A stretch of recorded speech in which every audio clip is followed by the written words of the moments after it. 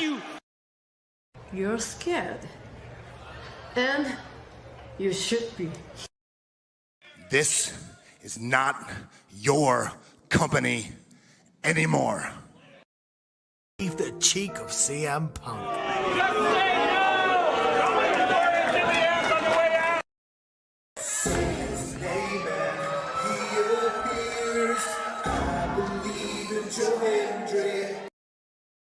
Out! Combo move! This is what they've been doing! Hey, McAfee! Everyone shut the up and sit down! We got a mom in the front row who taught her daughter how to suck dick! I'm Mina Shirakawa. I used to be a model. I want to put on a big show. And that's the bottom line, because Stone Cold said so. What is going on, everybody? Welcome once again to the Saturday Shenanigans, hosted by yours truly, the Renegade J.J. Williams. Hi, guys. Hi, guys.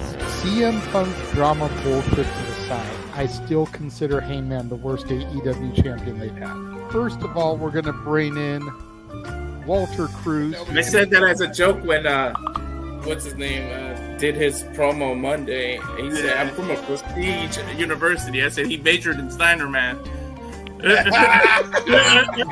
We've got the Heeb man, James Hebert, in the house. I do really cool and dumb things on the internet. Right. A lot of shit going on here. A lot of fucking crazy ass shit.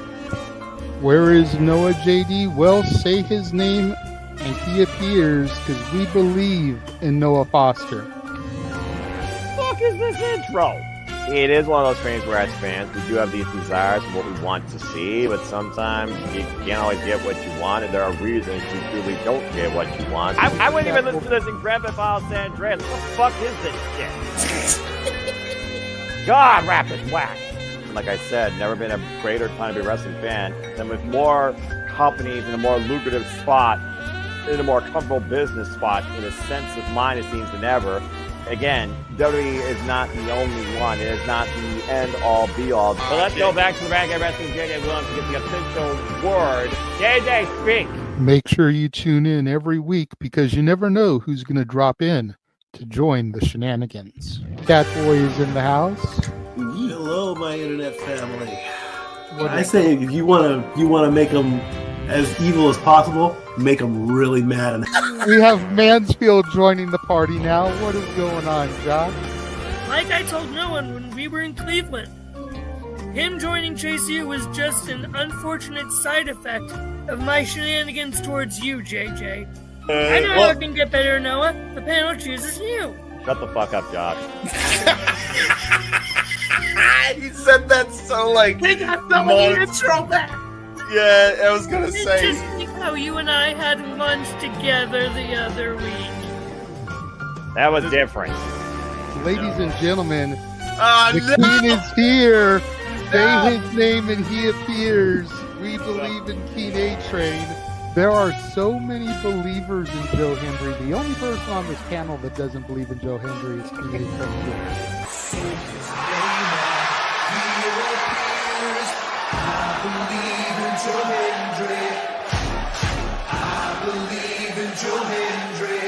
Tell the world why you do not believe in Joe Hendry. The reason I do not believe Joe Hendry is he is Fandango 2.0 in a entrance merchant. I rest my case, Your Honor. Hey! There's nothing wrong with being an entrance merchant. He has some of the best entrances of all time. Teleporting into the command center, all the way from Angel Grove High, Datilla. Oh, yeah. I went to the command center on Thursday. I went to Vasquez Rocks, which is where they filmed a lot of episodes. Somebody actually climbed to the very top of those rocks. I made it halfway. I was like, I'm not going up there. Definitely Toni Storm versus Mariah May. That's the one match I probably am looking forward to the most. I really like the story. I'm familiar with All About Eve, so if it plays out that way, I kind of know how this is gonna go. Say goodnight, Datilla. Good night. James, you did say his name. So he shall appear, ladies and gentlemen, the first time on the Shenanigans. Jeff Meacham is in the motherfucking house. Ah! All right, we're coming in hard with the botch. All right, fucking hell. It's good to be back. It's good to have an opportunity to talk to the crowd on a Saturday. If you want to have yourself stomach through it, you can go back and watch when the Main Event Mafia took over Impact. That's what James is talking about. So if everybody just joined us, we're talking about people sedating people, attempted murder, boys, and tips. Welcome to Saturday Shenanigans, everybody. Aren't you glad I'm back? Welcome back, Jeff. Cool. And we are back on the air with the regular weekly moderated insanity known as the Saturday Shenanigans. Did you miss us? Because we're back. Here we go again. Good Lord, what the hell is in store for us now? Again, incredible shout out to Brittany Blake, the Pole Mania champion. For those that did not tune in, you can go check out the interview. There'll be a link in the description down below, at least at my channel. And you can also find it, of course, in all of our channels. So please support Pole Mania, follow Brittany Blake on the socials. And thank you again to Brittany Blake, the Pole Mania champion, for the incredible hour of insane interview time. Yeah, 100%. An hour plus of her time. You know, she was worried about how late we were going to go being an East Coaster. I try to be respectful. I would try to be respectful. You know that.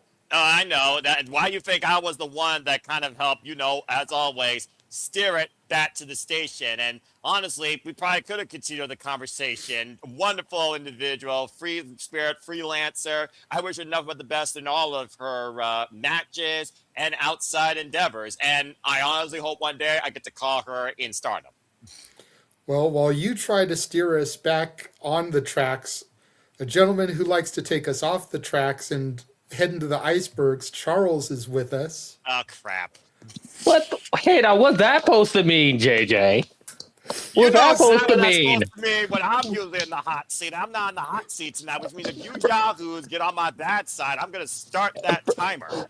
First of all, that's mostly Walter that causes the problem. What does that mean, Charles? Me and you and me and Walter are always on the same frequency. Sometimes scary. Case in point, what happened at a No Surrender.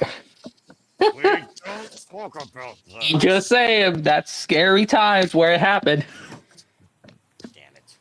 I love how I was able to get a Blue Thunder Bomb joke in on you while we had her on the air, too. That was so good. By the way, that was awesome. Thank you for that.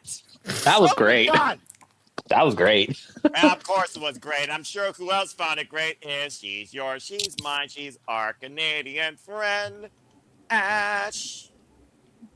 With Daryl. Cheryl. Cheryl, excuse me, the red one. Botch. Nice job, Noah. And red black cat, damn it, Hiromu Takahashi, no longer Japan. Get off my freaking case. Anyway, hello, Ash and Cheryl. Hello. How are you? I'm good. This came in Tuesday.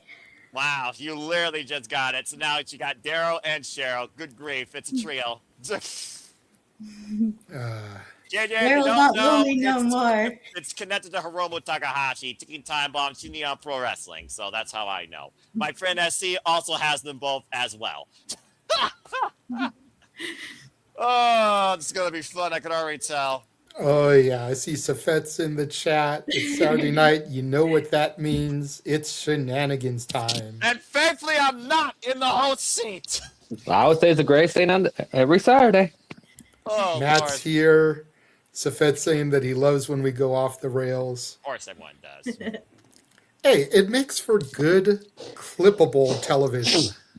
We're doing it for the content. Yeah. Content. Content that pisses me off more often than not. No, it's probably going to go crazier in May, though, when, Hey, speaking of going crazy there, Charles, we have the other half of the Canadian connection. Oh, God. Nick is here now. Don't do it. We haven't done anything yet, Noah. You put that phone down. Put the phone down. I know what we're dealing with. I know what we're dealing with. Do it. Nothing has started yet. Put it down. Push me. I dare you. Go down. It's not down. It's in the hand. How are we doing tonight, Nick? Toga. What? Random. Toga party. Are they I was still- going to say, wasn't that the chick Brittany Blake said she wanted to wrestle? Well, no, I meant like a legit toga party. We should all have a toga party. Maybe for Halloween. And nope. That was the name of the I don't want my athlete. titty left out. No thanks. Kitty, baby, back ribs. Okay, we don't need Noah pressing the start button, y'all. Come on. See what I Put mean? it down. Down. Don't Just stay there. You're pushing it. And we just started, guys. Come on now. Seriously. Let's at least get into the first topic first. You know, I mean, again, we've got a few different things we're going to discuss here tonight. You know, WrestleMania outpricing. They tried to do a discount this past weekend. No new tickets sold. Starboy Charlie looks like he's WWE ID bound. He had a tryout and apparently worked the Evolve tapings. Rumors going around via Ringside News is that he was offered a contract. Careful So with that shout out source. for him. We'll be talking about that a little bit. Of course, what is in the box that keeps moving around from Raw to SmackDown on WWE TV? Do not open until Elimination Chamber.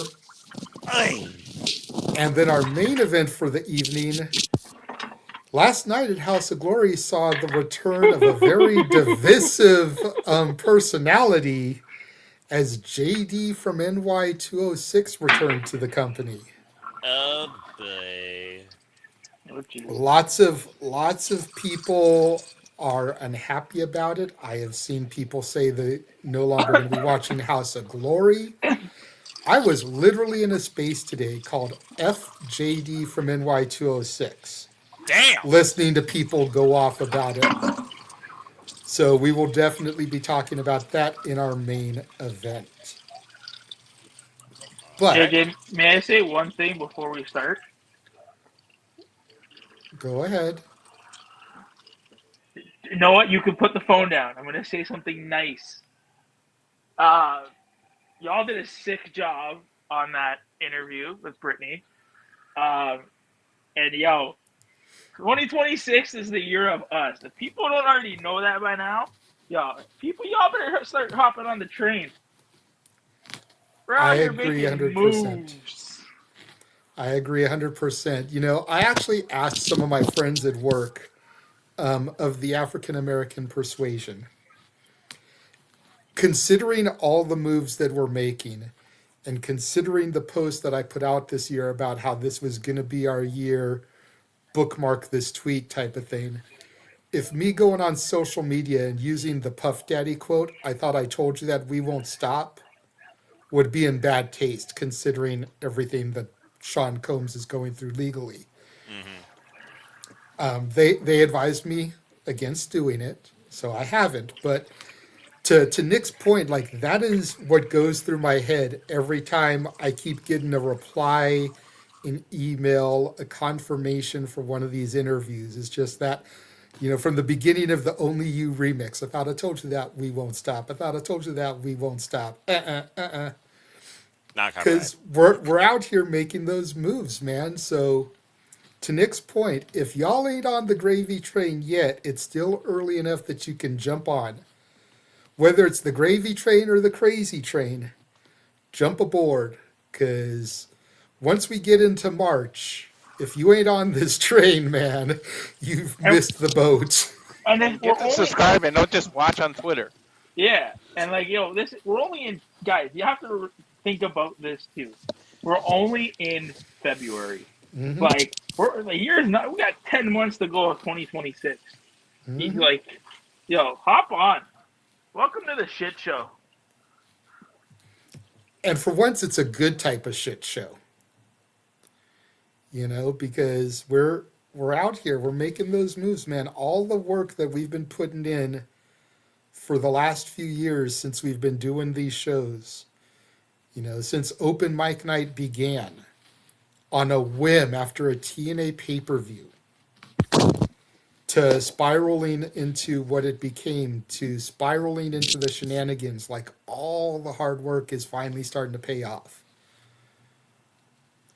So jump aboard if you're not already, because it's going to get to the point where there ain't no more room on this train.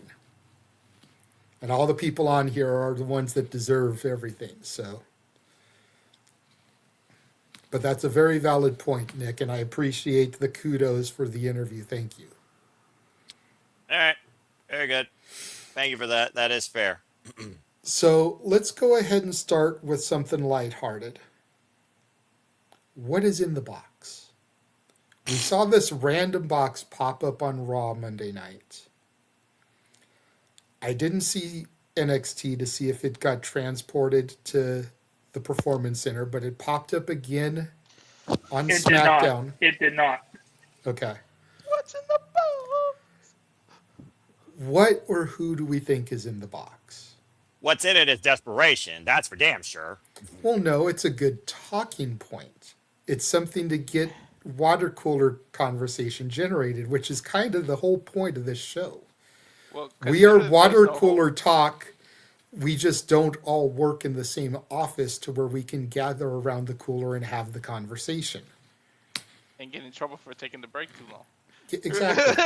I'd probably be the boss assistant and have you all fired or reprimanded to human resources, honestly. The thing says not to open until Elimination Chamber. So there's been a few things that have gone around that make a lot of sense. And I'll say some of the things that I've heard, and then we'll just kind of go around the horn here and see, if everyone kind of agrees with those sentiments or if you think it could be something else. First thing that a lot of people are saying is Chris Jericho. And this is how we're going to introduce him. Box will open, break the box down type of thing. Instead of the walls down, the walls of the box could break down. In a quite literal sense for him to re-debut. That way he's still, able to participate in the road to WrestleMania. Fozzie's tour ends this weekend.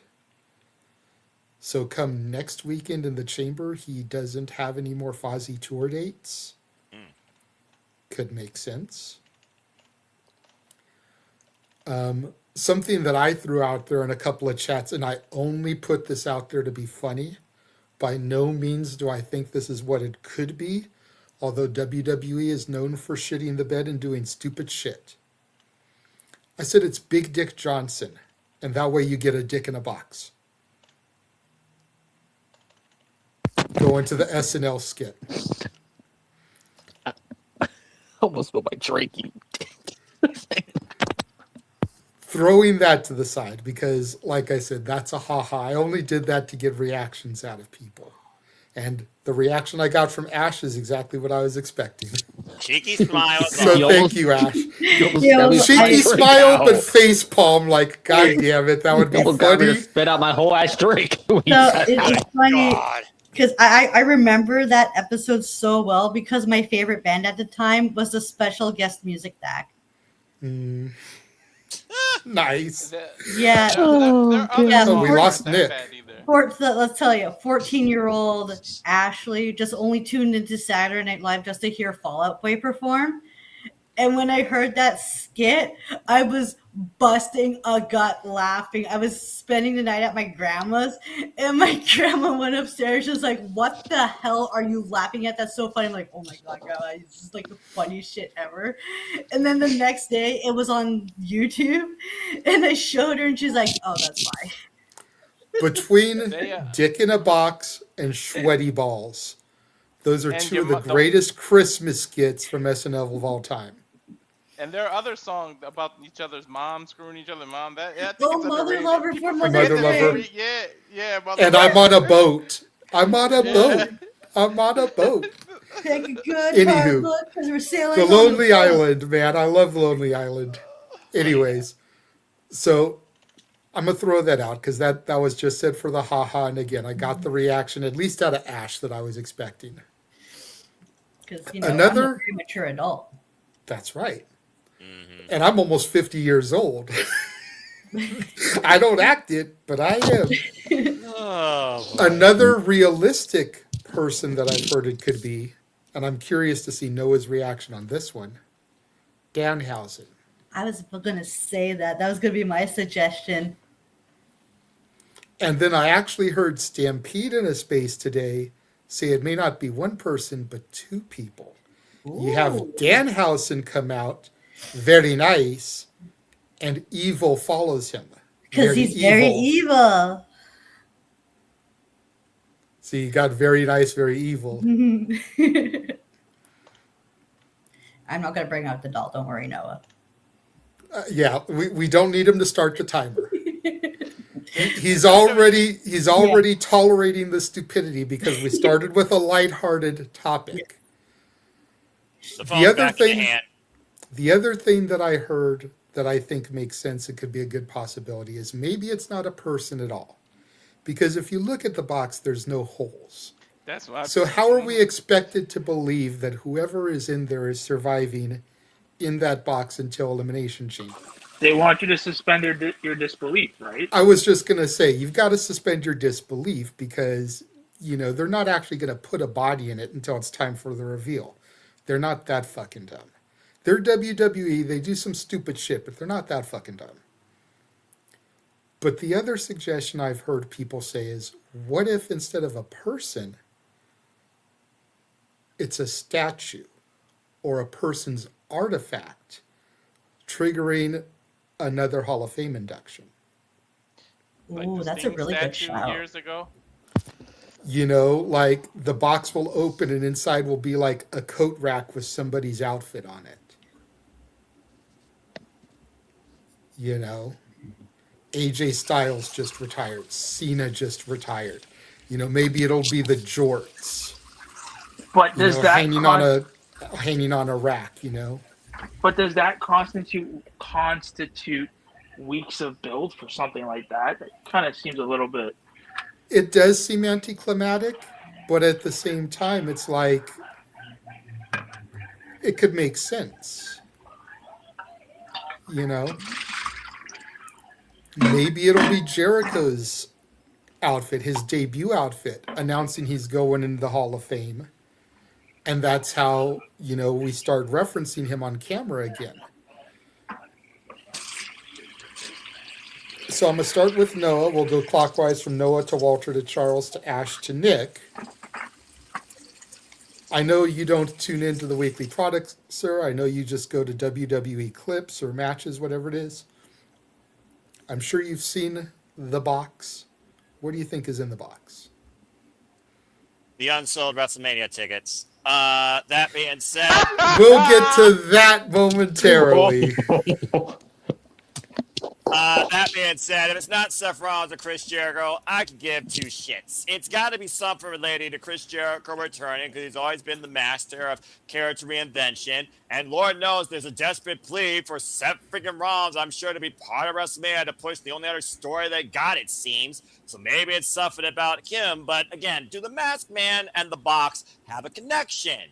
I don't know. But again, if they just pulled this box out of nowhere, literally this past Monday night on Raw, and it's only been in existence for a week, and it's supposed to be open literally the following week. Let's not forget next weekend, bruv, is the Elimination Chamber. It's got to be something set up big for WrestleMania or something to push into WrestleMania, considering there is nothing before WrestleMania, before the daggum after the daggum Elimination Chamber. So, yeah, if it's not a desperate plea to push WrestleMania tickets related to Chris Jericho, it seems, because I can't think of anybody with the song Box, the name Box, a celebrity that comes on from a box, or somebody that can fit their whole body in a box, then I freaking don't know what's in this damn box. So, maybe honest to God. 20.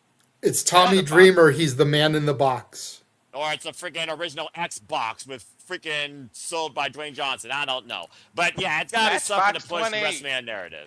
At this point, if it's not that, It's a desperate plea for attention in WWE because right now they need all the attention they can get. Walter? It shouldn't be a human.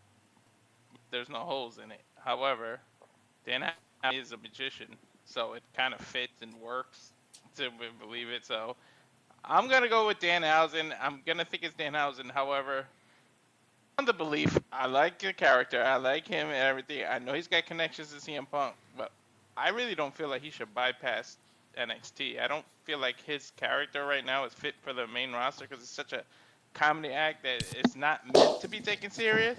And I don't think you want to throw that onto the main roster right now with WrestleMania being so close. So I feel like he should have went to NXT. But, you know, good for him if he bypasses it and gets to put it in. But, I mean, I feel like skipping is reserved for, like, AJ Styles, these big names. Like, and I do see that they trademarked some weird German-sounding names, so it would fit him because Danhausen sounds already weird. But the Von something. I forget what the hell they trademarked, but it sounds really weird, but it sounds like it would fit him. So I'm thinking it's going to be him, and that's how they can bypass the whole there's no holes in it because, haha, he's a magician. So I'm hoping I wish they would, if you're going to go all out with dumb shit, do like one of those Russian dolls where the box breaks and it's multiple people. Like, just it won't stop. Like, it's one after the other or something. Box in the box in the box in the box in the box in the box. As long as it ain't Royce Keys and you know, destroy him before he's on arrival, I'm good. Okay. Charles? And the one thing to Walter's point about Dan was skipping NXT, him being on the main roster, R-Truth is still there. You mean to tell me they would not do something with R-Truth and Danhausen? That would be gold. That was literally right there in your face. It's so great. Yeah, and since it's R-Truth and you can't really say dick, now you can say balls in the box because he keeps talking about rumble balls. Or Nick Aldis for some reason. But for real though, I don't know. If it's Danhausen, yeah. But I don't know the people of Chicago is going to be happy if otherwise if it's not Jericho. Or somebody important. It's just, can we think of anybody else with Chicago ties that would make sense? Mustafa Ali doesn't make sense. He's still in TNA. Nope. Right. Hawk and Animal are dead. Yep. Right. It wouldn't be Colt Cabana, that's for damn sure. Nope. Don't say names because then you might take mine. Don't say any names. Punk and AJ are already on the show. Yeah. Those are the only really big Chicago names that I can think of. And besides, Jericho debuted in the company and Chicago, so it was like the only other one that has debuted there. I didn't think about that. Okay. Well, it makes sense, but I don't know. Ash, it's on you. Yeah, the only person I can think of like that makes sense for it to be like coming out of a box because like how absurd and wacky it is was Danhausen because that's pretty much what his thing. He's crazy, wild, zany, and plus he doesn't need holes. He's a demon character. He's supernatural. They don't need air. You know, and you mentioned a demon character. Could it be somebody like Danhausen that brings the demon back out of Finn Balor? Ooh, I would love that because, oh my God, when I heard that old school theme, I'm just like, oh my God, is that what I'm hearing? I'm like, Mom, is that what I'm hearing? Is it? And I'm like, oh, hell yeah. And I went like, and I almost threw out my back doing that, and it felt so good. Enjoy it while you can because Death Rebel still exists. No, do not put that evil in the ether. Do not make me bring out the This gold. is the WWE. You know it. Okay, Nestor says it's that's Mark real Henry's evil. son. The It's hand called- is back. It's you, Nova. You're the real evil. Sometimes the evil within comes out. Somebody needs to arrest these Girl Scouts, man. These fucking cookies are drugs. They're drug dealers outside of stores. Damn it. Wait, are the cookies in a box or are they in a bag? Jesus, my wife. Look what they made my wife buy. Okay, look at box. Well, I know what's in that box. How are those actually? Because they sound like they are really good. Dude, these peanut butter patties are fucking banging. Oh, the tagalongs? Tagalongs, yes, that's my okay. Now you actually got my appeal for something that is actually interesting to me because tagalongs are Lee, I'm only eating my flavor. Yours are over there. I didn't touch them. Tagalongs and the s'mores are like my go-to. Right now, Walter's trying not to get in trouble. My dad used to like the Do-si-dos, the peanut butter like sandwich cookie, but I always preferred the tagalongs. I'm just gonna keep sticking to my Oreos though. They're cheaper and they're easier to open. But anyway, And again, you can find those year-round. Yeah, right. But seriously, do we really think that this box has a chance to push WrestleMania interest? Like, how do you make a box interesting in only 2 damn weeks and not fuck it up? You put Girl Again, Scout you get cookies in them. you get people talking about it. The fact that there's no holes, can it be a person? You don't know there's no holes in the roof or the back. That's good. Nick looks like he's losing his shit. He wants to speak so badly, but He wants to come out of the box. That's how you do it. Like as stupid of a gimmick as it seems, Noah, it's accomplishing its mission because Spaces All Week have talked about it. Video podcasts all week have talked about it. We're talking about it. Mission accomplished. Go ahead, Nick. I'm gonna answer this question. Thank God nobody took my answer. It's not Kaya McKenna, Nick. No, it's not Kaya McKenna. She's coming, in 2 weeks? It's not Kaya. There's one name nobody has said. And I'm going to give you guys this by asking you a question. Who was the halftime performance at the Super Bowl? It was Box Bunny? What? Put I the bet bunny you- back in the box. I bet you in the box has something to do with Bad Bunny because it goes into what we've been speaking about or our next topic of ticket sales. Their ticket sales are not where they should be. What would happen with all the publicity that Benito has had, that Bad Bunny has created since the Super Bowl? You announce Bad Bunny there, he's pushing tickets. That's a fair shout. WWE is so. And remember, Walter, there has been reports that he is on his way back sooner rather than later. So why not?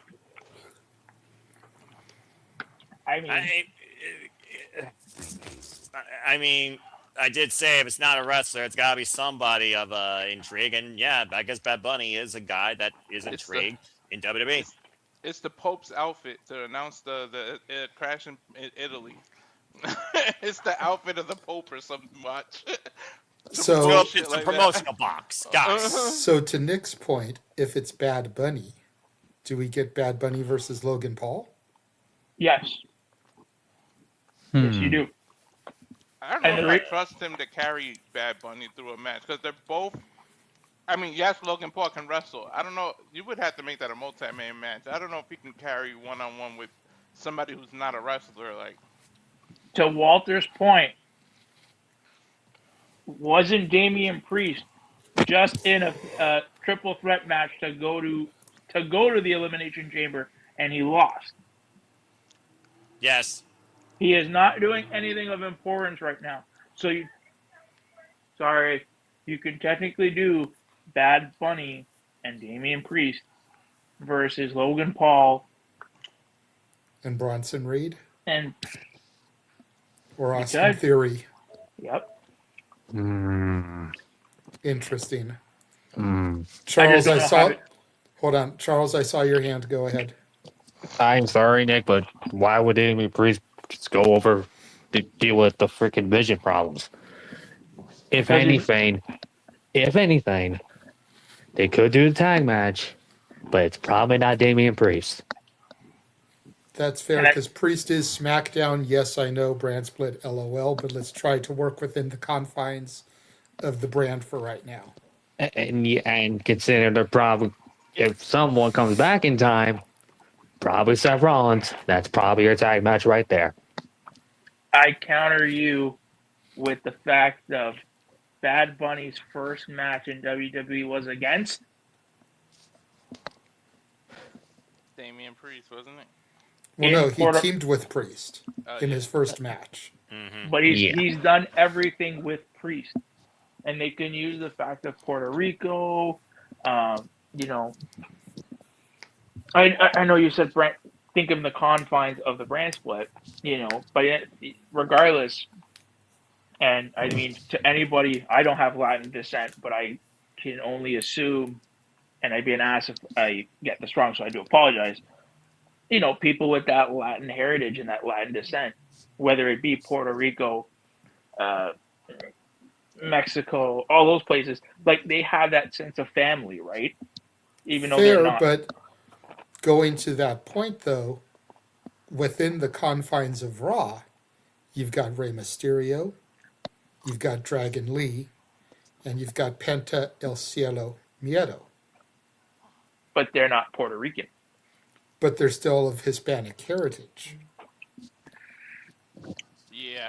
You know, so Bad Bunny and Penta would be dope as hell. Because Bad Bunny shows no fear, and Cielo Miedo is no fear. Dude, imagine a bunny mask. I only say Damien because they have worked together, right? I know, and that's a fair shout. But like I said, try to work within the confines of the show. It's Mania. We can figure out some kind of gimmick for the interpromotional. You know, maybe, you know, a Raw star goes for a SmackDown match in return for Priest being able to team with Bad Bunny. There's definitely ways to work it.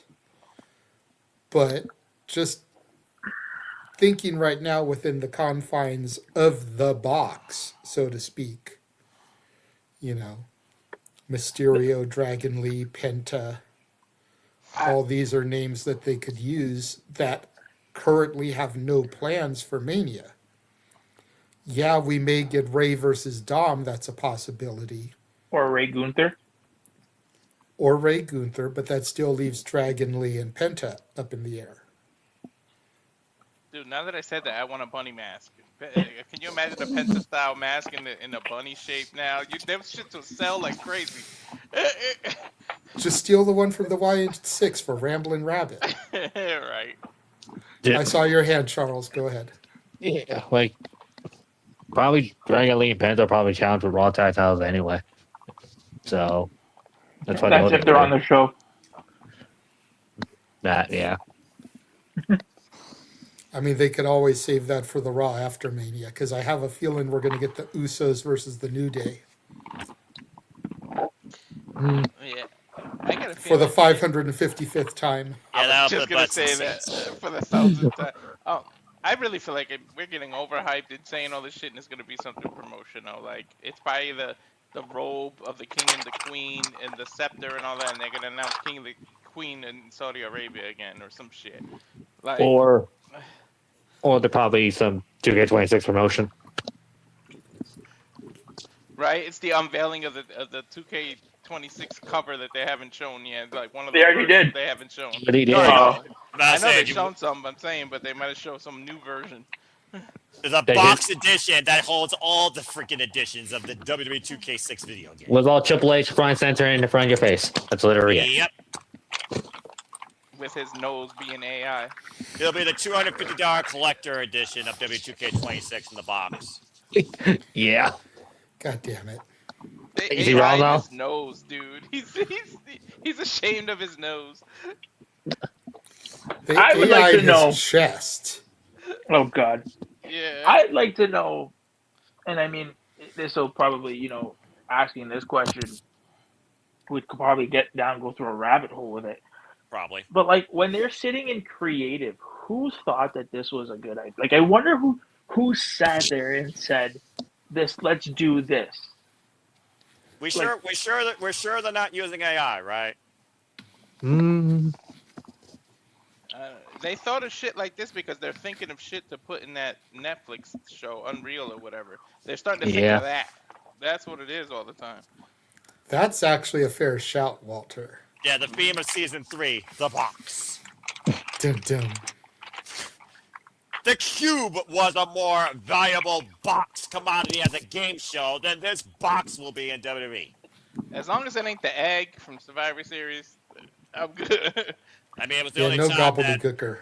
It was the only time that freaking, the golden egg gave Austin Theory pressure to actually be relevant. You know, if it is Jericho, though, to Nick, you asking who thought of it, I would say he did it himself. If it's Jericho, then I think he would have said, I need to do something I've never done or something. But if it's anybody else, I don't know who the fuck thinks of that shit. Like I said, if it's not Jericho, it's a waste. If it's not a promotional stunt to push WrestleMania tickets or talk about the next event, then it's just something to cause attention that will probably have more backlash than actual worth interest. But we should preface by saying, right? I know that we're kind of like really shitting on it.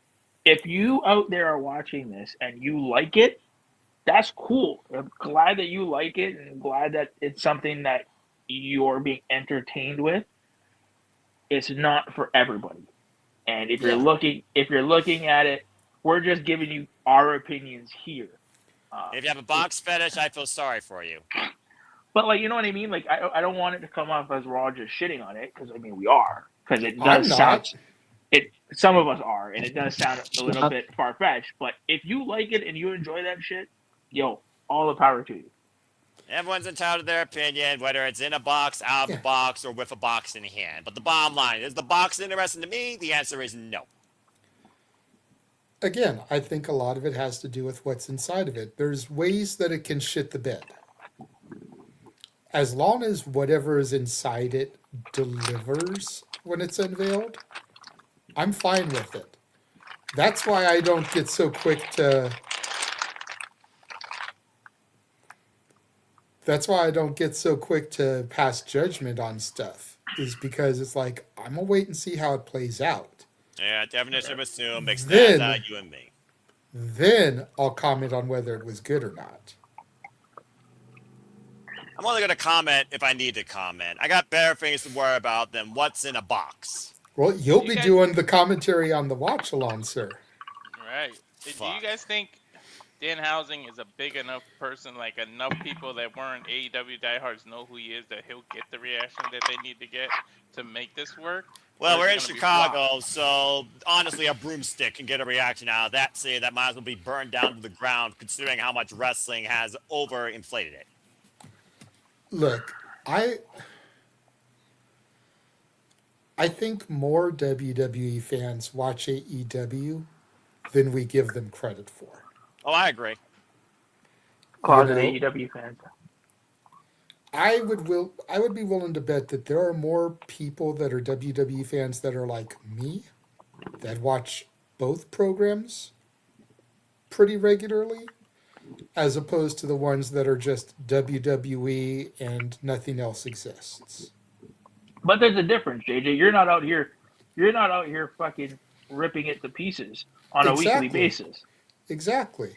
He's living mentally better. You know, some people could actually learn a thing or two about that. Shit, AEW's been on fire. They ain't nothing to rip. Well, that's debatable. You know, it's again, subjective. Exactly. Everything is subjective. You know, do the Young Bucks really need to be the number one contender to the tag titles? Is that a conversation for the night? If not, move on. But I'll answer the question. Walter said that there's nothing to really criticize, and I was just bringing up something I could criticize. Fair enough. You know, and it's not even my hatred to the Bucks. I said this in a space the other day.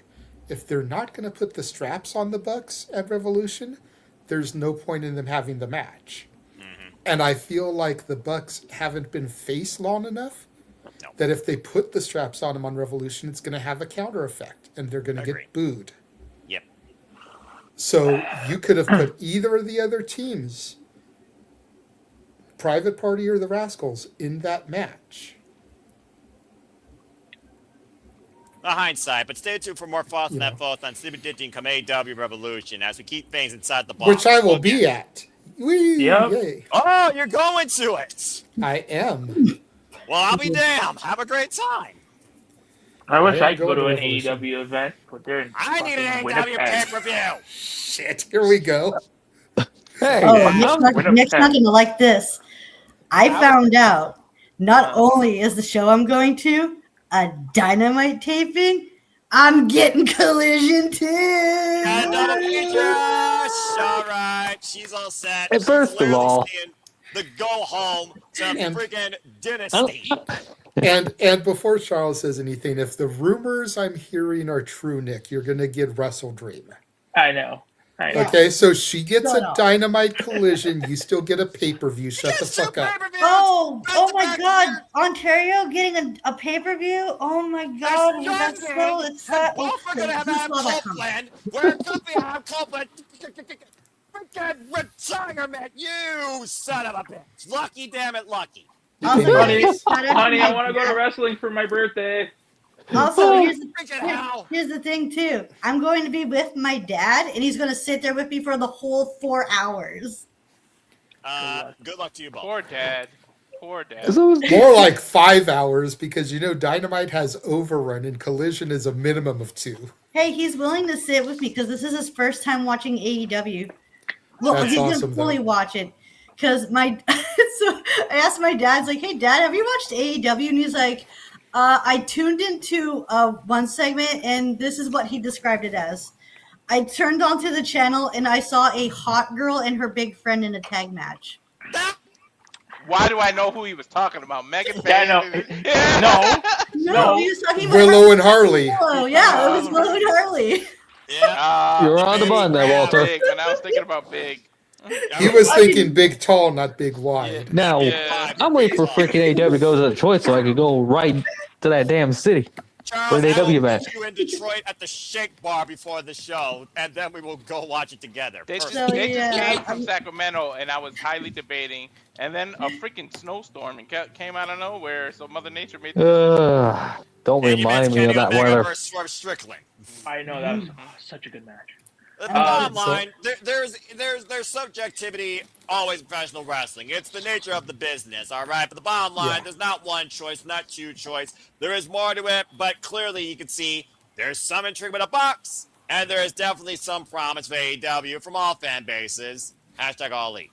So go with what you wish, but as far as this box, I hope this box actually isn't full of air and nonsense. We'll see next week, and we'll be covering the chamber. Is there any other hot free agent? That I'm trying to think of who else it could be. I mean, they just got Lena Cross, and I was waiting for that to become all elite for the longest damn time. No, Walter, he's talking about WWE. No, I'm talking about the box. Like, that it could be in the box. Yeah. Like, is there another Like I said, agent? there's Danhausen, there's Evil, there's David Finlay, who's going to be wrestling his final New Japan match the night before. Which this Friday, the new beginning, and as long as I'm not bowling, I will be Joey Stallings it, or if Ash has the money, she can call with me. Where's New Beginning at? Trenton, New Jersey. It's not far from Chicago. Where's the next? Well, okay, I'm gonna shut up because I'm not a spoiler, and people need to watch Collision. And thank you for that, because that's my Monday night fix. And again, we are #spoiler free for Collision, SmackDown. Been long enough. Sorry, Ash. Y'all can go watch it at WWE Matches on YouTube. So there's a few people out there. It could be an NXT call-up too. Yeah, I know, but one thing I think of when I think of Chicago is I think of the Mob. Tony D. I thought Tony D was in a feud still. Yeah, he's trying to kill Dark State. Good luck with that losing battle, which I guess they're probably going to come to match at Vengeance Day. I know, but it's just something that came to my head, It's fair. But like Noah said, bottom line, it just needs to deliver. Whenever a gimmick like this is done, it needs to deliver. Otherwise, it'll be ridiculed. People are already ridiculing it. I'm willing to give it the benefit of the doubt. I'm willing to wait until the execution, and then I will ridicule it if I need to. You'll get Superman tonight following Elimination Chamber. Just be somebody named Richard, so it can be a dick in a box. God damn it. Hey, Richard Holiday was at NXT. Will you fucking stop that? God! They never bring up Big Dick Johnson ever again. I hate watching that time period, that whole entire thing. I know, but to Walter's point, Richard Holiday was spotted at NXT in the crowd. So, let it be a Richard. I can't see why he would go to the main roster instead of NXT. He definitely shouldn't bypass. Danhausen already is questionable. But, could it be Leon Slater? There have been people talking about possibility of buying out his contract. Depending on when the box is opened, could it be during the chamber when Javon is in there? And Leon Slater is in the box? And you put them together? Be CM Punk's past. Could it be Joe Hendry? Well, you fucking...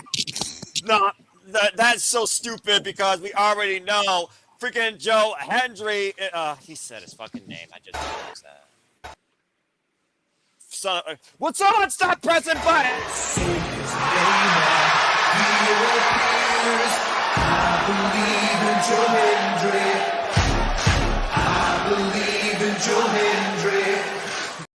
So close, so damn close. Hey, he has come out of different predicaments in NXT every time they say his name. So a box would just be the next step.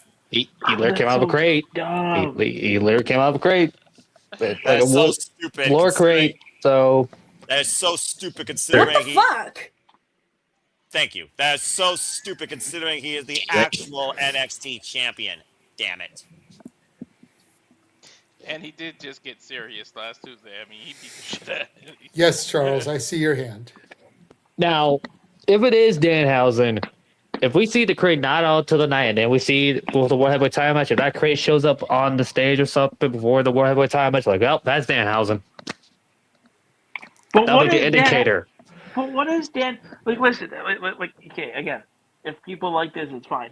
But what is Dan? We have a WrestleMania to sell. What in the God's name did Danhausen have to do with anything? Comedy relief. And also it's CM Punk, so hey. It's what I mean. They're known to be stupid. Danhausen is going to host WrestleMania. Again, we need a Truth in Him segment. Please. That'll be just worth anything on SmackDown entire week. Danhausen and R-Truth, it'd be D-Truth. Yes, we need that. We need a tag team. And nothing but D-Truth. We now need a tag team now. That happens now. You're thinking of the Girl Scout cookies. Here you go. We need a tag team. I can't believe how much the word box became relevant in literally less than a week. We speak nothing but D-Truth. That's gonna be the thing. Dude, that'll be an elimination You're chamber. part of the problem with America that can't write a letter for their damn lives, speak with emojis, and have broken English. That would be a good drinking game.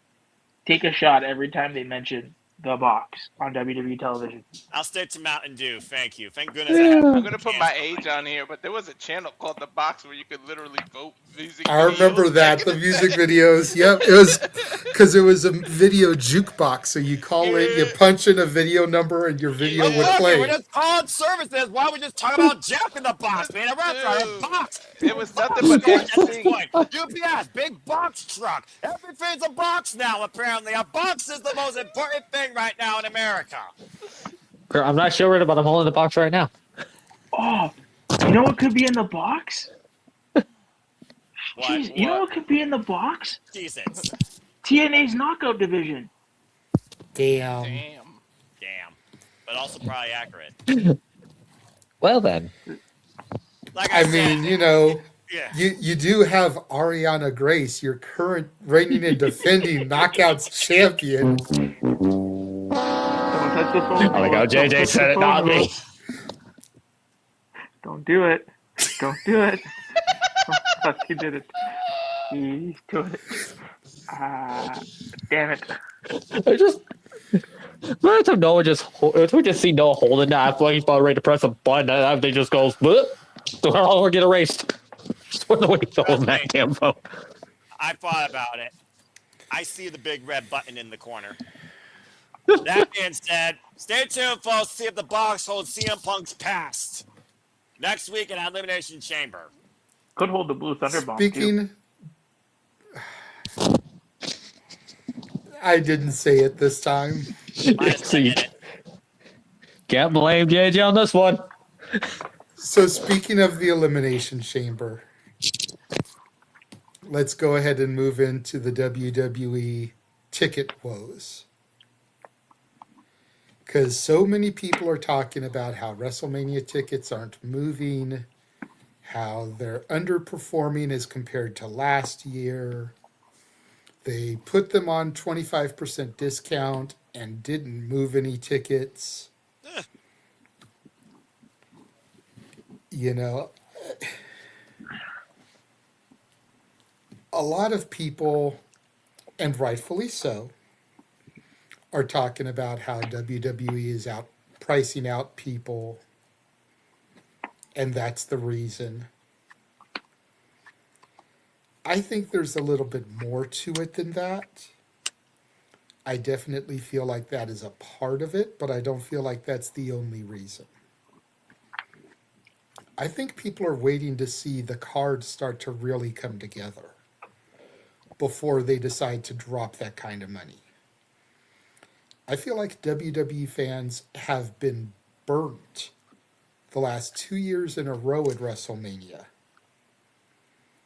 40 in Philly and 41 in Vegas, with promises that weren't filled. You know, primarily centered around one final boss, but other things as well. You know, we figure, go back and you think about the fact that Cody won the Rumble and Rock was going to take the match at WrestleMania against Roman until the fans turned against him and the final boss character was even created. Everyone thought we were going to get Rock and Roman. And then we lost it. We did get Rock in a match one night, but we didn't get what we really wanted. Then you fast forward, last year, John Cena's heel turn, Rock is part of the catalyst in the heel turn. Rock no-shows WrestleMania. Rock does nothing after the chamber match. I think a lot of fans are burnt. They remember that. And they're like, yeah, it's expensive, but I don't want to go and buy tickets and then not get what I really want to get. If you think about it, we only have one match set for this year. Just one. Punk and Roman. Liv hasn't even declared who she's facing yet. That's supposed to happen on Raw. Then we have the Chamber in a week. That'll fill up the other two matches. Then everything else will start to come together. You can start speculating on what you think will happen, but we don't know anything yet. We know one match. I ain't spending that kind of money for one match. Walter's not spending that kind of money for one match. You know, I think that's really what it is at the end of the day. Is that people have been burnt and there's no card. And we're almost into March. So we'll go around the room here, reverse order. So we'll start with Nick, then go to Ash, Charles, Walter, and then to Noah to fold things out here. Do you really feel that it's just the pricing Or do you feel like I feel that maybe there's a little bit more to it than just the cost? I think there's a little bit more to it. You know, I hopefully if people hear me and listen to what I'm saying, you know, I just want to preface before I speak, you know, I am an AEW fan just like Noah. I don't watch WWE, so I don't want people to think that I'm just bashing on the company. But you go around the horn to a lot of people. You know, JJ, me and you have been in a few spaces, one even recently, with two gentlemen that we know. You know, and he's even said, I mean, if you know who I'm talking about, you guys know who I'm talking about. He's even said that WWE is shit in the bed right now creatively. So I think, you know, ticket sales, yeah, it's the price, but I think the honeymoon phase for Hunter is over. And I don't think that fan base, either the fan base isn't liking what he's doing or maybe the views on the company they don't like. But regardless, it's not firing on all cylinders like people would have hoped. There's nothing interesting about the product. To my opinion, I don't think there's anything interesting. There is no interesting character. They've ruined Stephanie Vaquer, Jordan Grace. Like, there's talents there. Like, why haven't we put Penta and Phoenix together yet? Like, you know what I mean? It seems like creatively they're not firing, and that's only a few examples. So I feel like they're not firing on all cylinders. So at the end of the day, yeah, it's about money. But I think the creative needs a big boost, and I don't think you'll get that from now till Chamber or now till WrestleMania. I think it's just too far gone.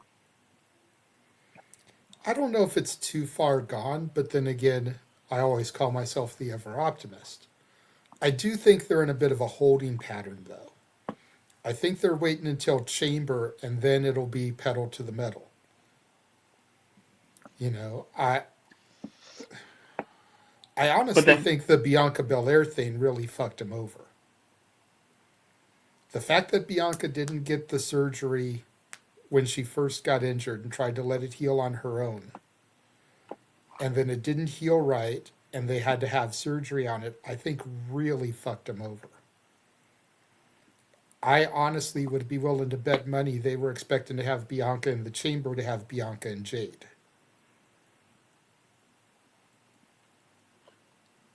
But then it goes to, you know, why did they? I'll give one example. If that's the case, and you were waiting on Bianca Belair, you know, you knew you weren't getting her back in time for WrestleMania. Why did you just completely botch Jordan Grace? Like, imagine Grace and Jade at, you know, Grace being built up properly, and her, like, that would have been a money match at Mania. So it's like, why are you holding for things when you should have already? And we've heard this repeatedly. We've seen the Unreal documentary. Like, these guys are writing creatively months and months in advance. You're telling me that you didn't know about this end of last year? Like, there's no excuses now with this. And I'm sorry I'm going on a tangent, but with this Unreal documentary that has shed a light on the backstage aspect of WWE, they don't, for me at least, there's no excuse. Their creative process seems to be second to none. They don't have an excuse why their television isn't where it should be. Okay. Ash? Yeah, it's a combination of unaffordable ticket pricing, the ridiculous price gouging, the lack of interest and intrigue that's going on right now, because there's not much going on at this moment. And to your point, they are probably waiting until like after they're done with the Chamber and what else before they actually really start building to WrestleMania. It could also be that the fans could be burnt out too. Like, because there's like so much wrestling content out there. They could just be like burnt out and fatigued from it. Like that could also play into effect too. That's a fair point. I know I feel burned out sometimes trying to keep up with everything. You know, that's why I've gotten to the point where if I'm not home when it's on, I rarely go back and rewatch something. There's just too much to try to rewatch. You know, that if I go through and I rewatch everything, then I can't get my content done for my channel because I need to watch movies. You know, so if I'm spending all my time rewatching stuff that I missed for wrestling, I can't watch the movies I need to watch. So, Charles? Ash just said everything I was going to say. Straight to the point. Walter? It's definitely a combination, but I'm not trying to defend WWE or anything, but I feel like part of the reason why we don't know the card is because some stuff was out of their control. There's a lot of injuries. They got bit by the injury bug lately, and so they don't know who's available, and they had to pivot. Like, I'm sure they had a whole thing to go with Seth Rollins. I think the original plan was Seth Rollins and Roman Reigns. Now, out of that, we got CM Punk versus Roman Reigns, but, you know, there's several people that have gotten injured, and that is not their fault. So had they have done the whole card ahead of time and made us all excited, and then these same injuries happen, the pivot would have looked worse, because it's like, now we got to change everything. At least now that with the stuff they're changing is behind the scenes, and we don't know what they had planned and everything. We would have been even more disappointed if we saw these dream matches that we would look really, really looking forward to, and everybody bought the tickets ahead of time because that's the card they were looking forward to, and then all of a sudden all these people are getting hurt and none of the matches they advertised were going to end up happening. You would have even a more pissed off population, because some fans buy tickets solely based on where their favorite wrestler's position. And I know it sounds weird, but it's honestly, like, they're going to be like, oh, Bianca's in the main event, I'm going. This person's in the main event, I'm going. And now with all these injuries, they had to pivot. So I'm not trying to defend WWE, but I feel like that's not their fault. So that's part of why the card wasn't developed. But I think 90% of it is these prices. It's not fun for a family to go anymore. When you got to shill basically your entire tax return to go entertain your family for a weekend, like, it's ridiculously unfair. Like I said, I love the way Noah dressed, but the only people you're going to see is suits and ties eventually. I keep saying it. Eventually the entire audience is going to be suit and tie, stock trader, rich people, and that's all you're going to see. It's not going to be little kids anymore. It's not going to be everybody eating, and then you're going to have a quiet ass crowd that is going to look. You're pretty much going to have AI out there or a bunch of suit people, like, because they're price gauging their target audience. They're all about kids, right? That's why they're PG. They're all about kids, but yet you're pricing it out so that families can afford to bring your target audience, the kids. And then it's not only the ticket. What's going to happen when you're there with a 9-year-old, a 10-year-old? They're going to keep wanting soda. They're going to keep wanting drinks. They're going to want hot dogs. They want to have food. A hot dog is probably going to be like $40. I know I'm a little bit exaggerating, but it's not by much in Vegas. A soda is probably going to cost you $10, $15. You know, you feed a family of 4, you're spending at least $10,000 by the end of that weekend. And on top of that, if you try to gamble or have some fun at the casino or something, poof, there goes your whole savings account pretty much. So, like, the price is like 90% of it. And they can't keep doing that. They can't say it's for the children and that's why they're PG and they don't allow this and it's kids and it's family content when your target audience can't afford to go see said family content. The only thing I'm gonna counter you on a little bit there, Walter, in your diatribe is you mentioned the whole suits thing. The thing that I find funny about that is that if you go back and you watch footage from like the 50s and the 60s, everybody was there in like suits and ties and fancy dresses. Like going to wrestling was like going out to the theater. People were dressed very, very fancy to go out to wrestling shows back then. You know, it's only in the modern era that it's become people going looking like schlubs. You know, t-shirts, shorts, jeans, whatever. Like back in the day.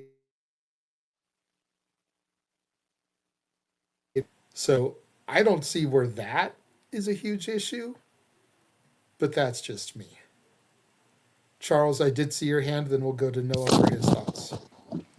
What doesn't help too, that literally already said the old, because well, you said for kids, right? The target audience.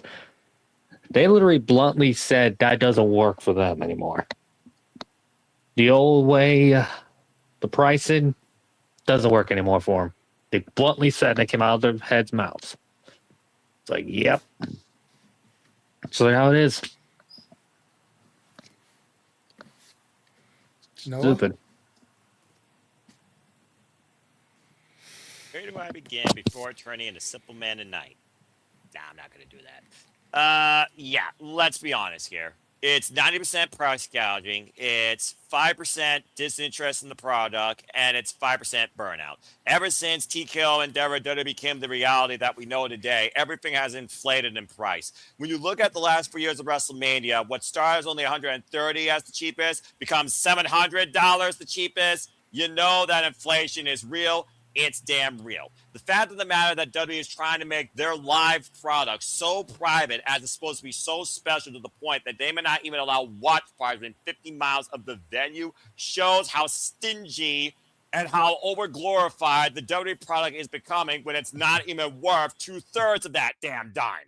The fact of the matter also is that the wrestling landscape is so vast. If you try and keep up with everything or your favorite worker, you might get burnt out. Disenfranchisement is a huge thing right now that has literally created this unaffiliated community and the IWC. I think there's two different communities. One with a sense of brain, knowing the rest of the business is there, and there is no equal, there is no better, there is no loser. And the other ones that have their own island of relevancies that are waiting to sink due to an earthquake, as much as people want to see California fall off the freaking United States. It's one of those things right now where, again, you have to look at the fact that there's more to life than wrestling, and there's way more fucking to the wrestling business than WWE. So, yes, price gouging is a huge portion of it, but also is the fact that you can be connected to everything. And if you choose to be connected to everything, you can burn yourself out. I just got my tax return, by the way. I spent $600 for the first time, and I don't know how long, on video games through my Switch and PlayStation, to the point now the only live show I watch is AEW Dynamite and whatever I call with you yahoos. I don't even look at WWE content outside WWE matches on YouTube for the superstars I care about because I want to see them actually interested or in something interesting. Or I want to see a championship matter. Hey, SmackDown, work on your women's division. Get back with me. But it's one of those things right now that, yes, I do think right now they're in a state of contentment, but also a state of panic. Because much to Walter's point, three of your biggest superstars, Braun Breaker, Bianca Belair, and Seth freaking Rollins, who you know we're going to be figures for WrestleMania at this point, are up in the air, if absolutely not out of the fucking picture. Truth be told, Mr. Chamber, you'll set up the other World Championship matches. Maybe.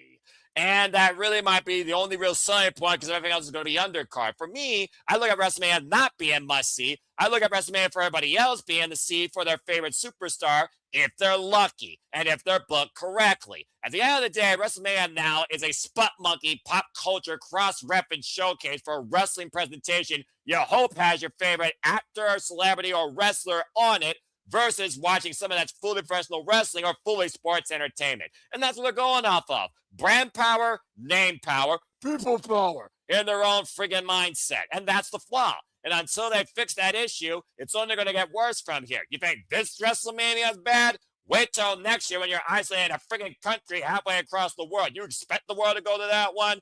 Hail to the no. But I'm thinking too far in the future. Bottom line, to keep it simple, to answer your question, it is definitely price gouging. And at this point, it's privatization of a monopoly. And also your product being, in one word, immortalized by Jeff motherfucking Meacham, 110% accurate, underwhelming.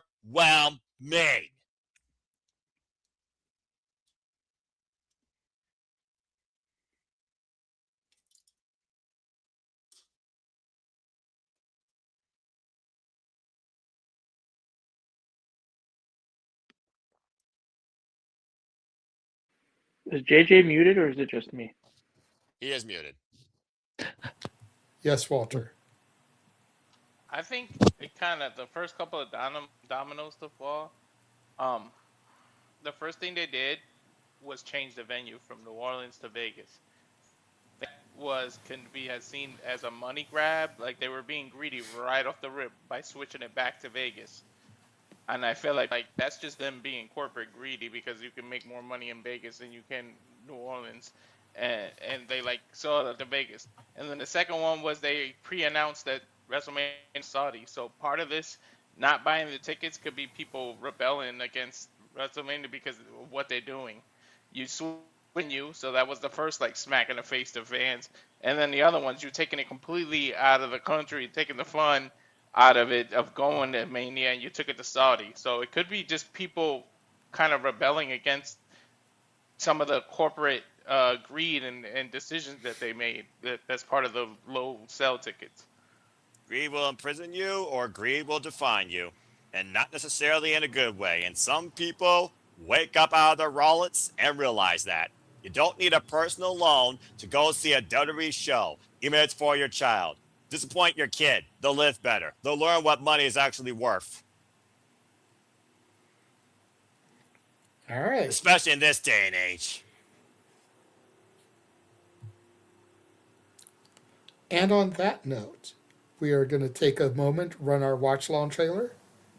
When we get back, we will be discussing Starboy Charlie. Stay tuned. And now for a taste of things to come.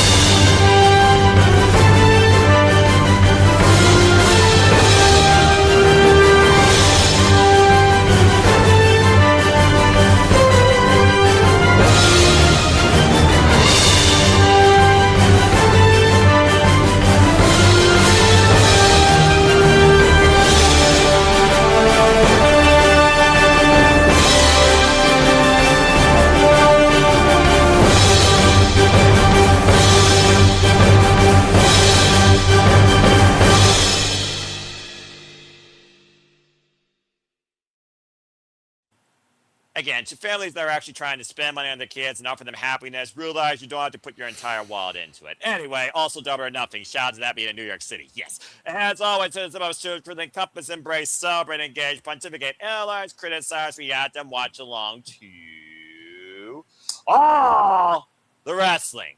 Thank Christ for that, too. All right.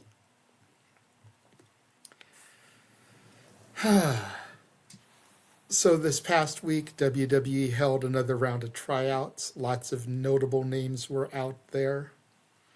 And it appears as if one contract has already been offered. Ringside News reports that Starboy Charlie has been presented with a deal. Says after the independent standout popped up at Friday night's Evolve tapings, questions started flying about whether he was just getting a look or if something bigger was already in place. Now there's an update, and it sounds like the deal may already be done. According to Bodyslam.net, WWE is continuing to scout talent worldwide for its ID program, as well as potential NXT and main roster contracts. Sources told the outlet that Starboy Charlie currently has a deal with WWE. The report states, quote, WWE continues to scout the world for their blah, blah, blah, stuff that I just said. Charlie worked tonight's Evolve tapings. It is believed that he has a deal at this time. Translation, he's not just visiting. While WWE hasn't officially announced anything, working Evolve tapings is often a strong indicator that a talent is already in the system, especially under the ID banner. The WWE ID program places prospects under contract while allowing them to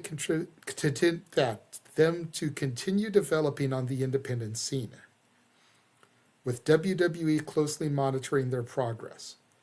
Many of those talents regularly appear on Evolve, which streams weekly on Tubi.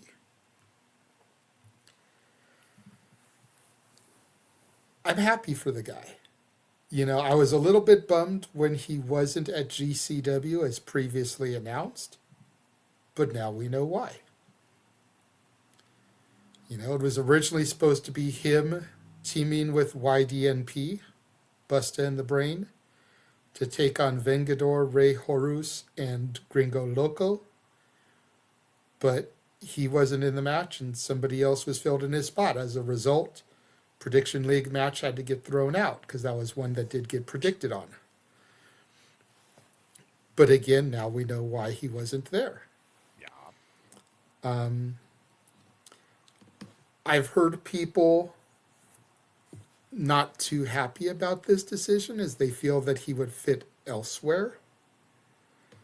I'm assuming that they mean AEW. TNA X Division for me. I definitely feel the X Division would be a great spot for him. We're going to need it probably soon. But TNA is essentially a backdoor into WWE these days with the partnership. So when they say that they're not happy about him being WWE, that they think he'd fit elsewhere, that's why I tend to think that they're thinking AEW. Because TNA would just be a backdoor into WWE. I guess that's a fair analysis. But for those of you that are familiar with Starboy, what are your thoughts on this development? Are you looking forward to seeing him on Evolve, NXT? Will you start watching more now that he's on, if you are a fan of his? Walter, we'll go to you first on this one. I already, I haven't been catching up with Evolve in a long time. Like, I think since like the third week it was on, but I'm happy for him. Like again, I'm not loyal to one company. Whatever makes more financial sense for you as a professional wrestler and for your family and you making the money, go there. Go what makes you happy. Like, who gives a damn? It's your life. Live it. So no one else I'm controls it but you. Support the workers, Exactly. not the company. Simple as that. Continue. Exactly. Support the worker, not the company. So we're going to be using that quote quite frequently when we get to the main event topic. Continue. So yeah, all the best of luck to him, and hopefully, who knows, maybe he'll be some big main event star in 10 years that in the WrestleMania 50 or something. Who knows? So this is just the start of his journey. And I'll be happy with whatever decision he makes. I hate the people that be like, he should have did this and he should have did that. You're not in his shoes. You don't pay his bills. Let the man do what he feels is best for him and his family. Damn right. There's a reason why I don't be on X or have notifications. It's amazing how much people believe how much power they have behind a keyboard, that they say this and they instantly control, dictate, or be judge, decider, executioner of someone's lives. Get a fucking life on your own. And stop timing on your fucking phone. Amen to that. You know, the thing that kills me is that a lot of these people, and I'm talking about the talent right now, the younger talent, because you got to figure guys like Starboy, you know, it's 2026. Was he born in the 90s or the 2000s? Like, seriously, I think he might be younger to where he was born in this millennium, you know? Look, probably right. But it's like a lot of these guys that are on the scene right now came up in an era where there was no WCW, where there was no ECW. Correct. When TNA was barely watchable. He's 23 years of age, so literally Yeah, so 2003. He's been in the business for 11 years. You know, so go back to 2003. TNA was turning a year old the year he was born. I think Ring of Honor was too. PWG was being born. You know? So it's like there's Yep. 2002. He didn't come up in an era dreaming of being in another company. No. He came up in an era where WWE was pretty much it. Correct. So his dream was probably to be a WWE superstar. And if WWE offered him an ID contract, he's fulfilled his dream. He doesn't even have to make it to NXT. He has a piece of paper saying he's employed by WWE. Dream accomplished. You know, we need to just start being happy for these workers. Mm-hmm. Ash, I'll go to you next. Starboy Charlie is a name I've heard about, but I haven't seen any of his matches. I'm going to say the same thing I say for like every people who get signed everywhere. Good for them. I'm happy for them. I hope it works out for you. And I just leave it at that. Because I am not bounded by certain letters, you know.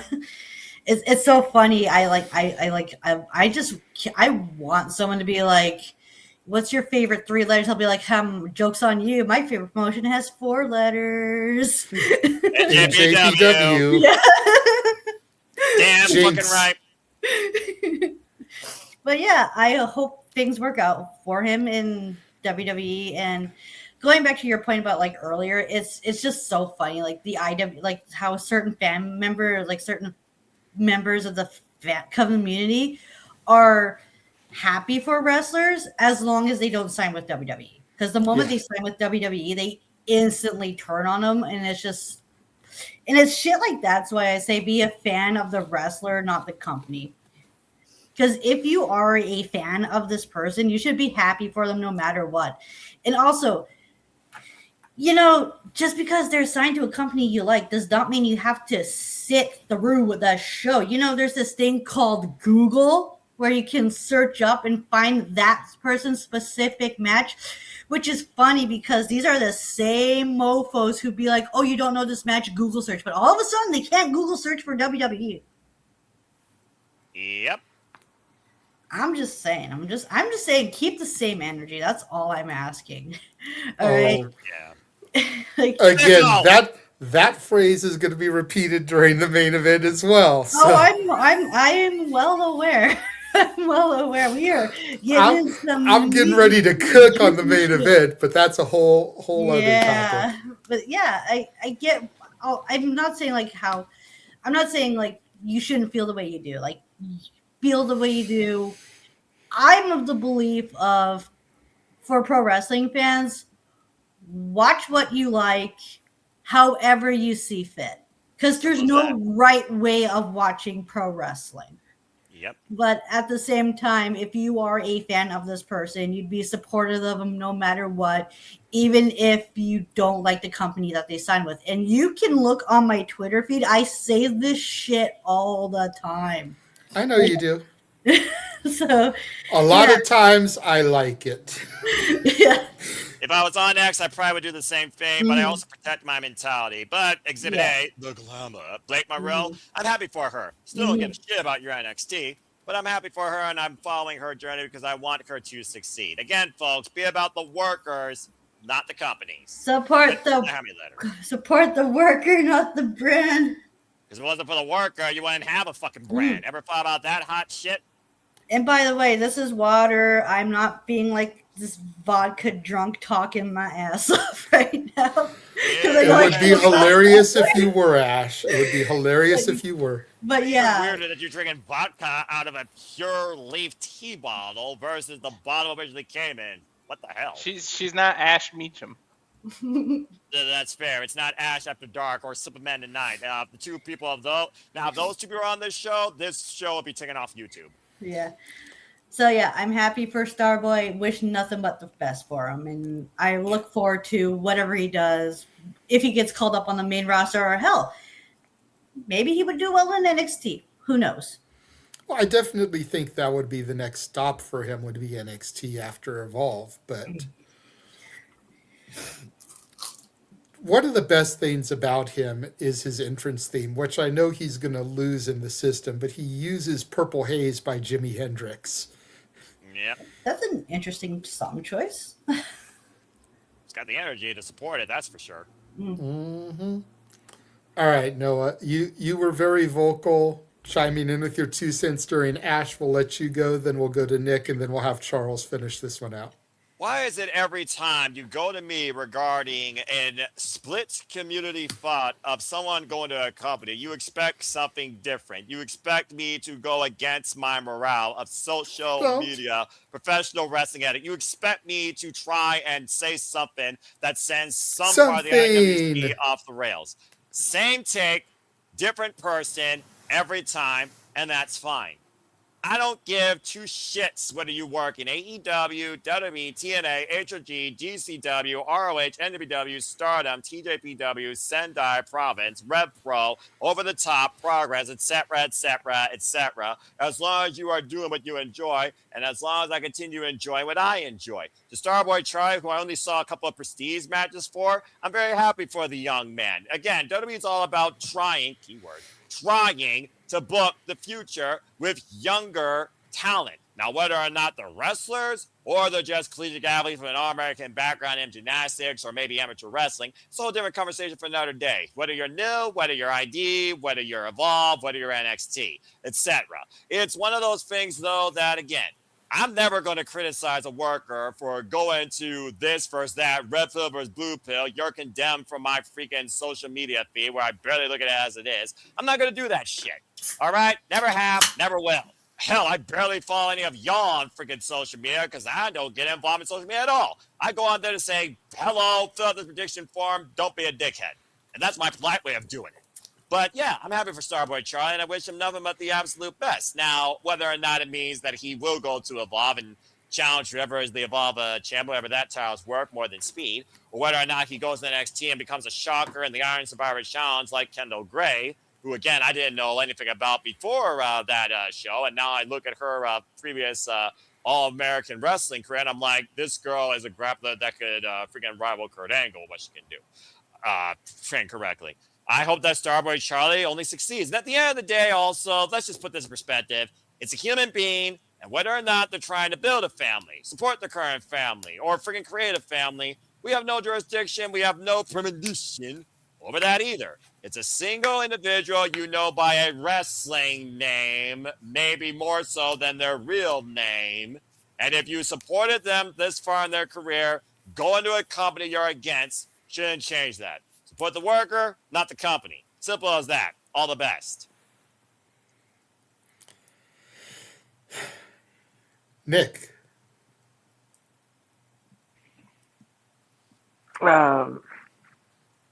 Yeah, I mean, happy for him. Hopefully he does good things. But I might be the controversial one on the panel. When are you not? I'll be honest. Him him being signed or not signed really doesn't do anything for me. I don't feel like he's going to be anything.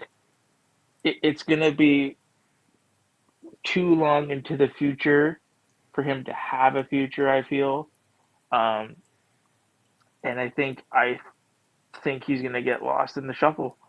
I don't think he's going to make a lick of a difference because we know what WWE is trying to go for. It's the bigger guys, it's the meatier guys, no pun intended, and the blonde, big titty committee women. It's all about sex appeal for them. I'm gonna stop you right there. That was the Vince McMahon era.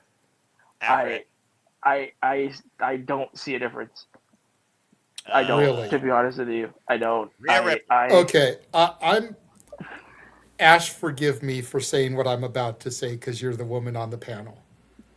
90% of the women on the roster right now look like they belong in the itty bitty titty committee. Gone are the days of the double D silicone titties. I'm not saying that none of them have them, but a good majority of them are natural, small chested. What I mean by that is, and most of them ain't blonde anymore. What I mean by that here, maybe this will kind of explain it better. You're not gonna have Triple H if she wasn't injured. So I'm gonna preface that by saying this beforehand. If she wasn't injured, you wouldn't see Triple H pushing a Piper Niven over a Jade Cargill.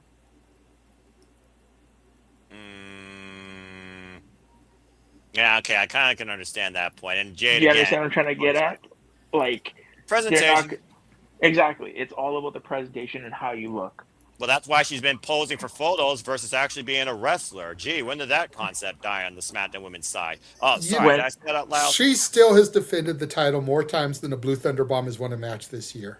The fact of the matter is she's irrelevant as SmackDown Women's Champion. The SmackDown Women's Championship is irrelevant versus a wrestling move that's even more irrelevant, where it's going to be more relevant than a wrestling move, and you can take that to the bank. Your bitch is a dud. I will listen. I'm gonna say it. She held the title longer than Stat did.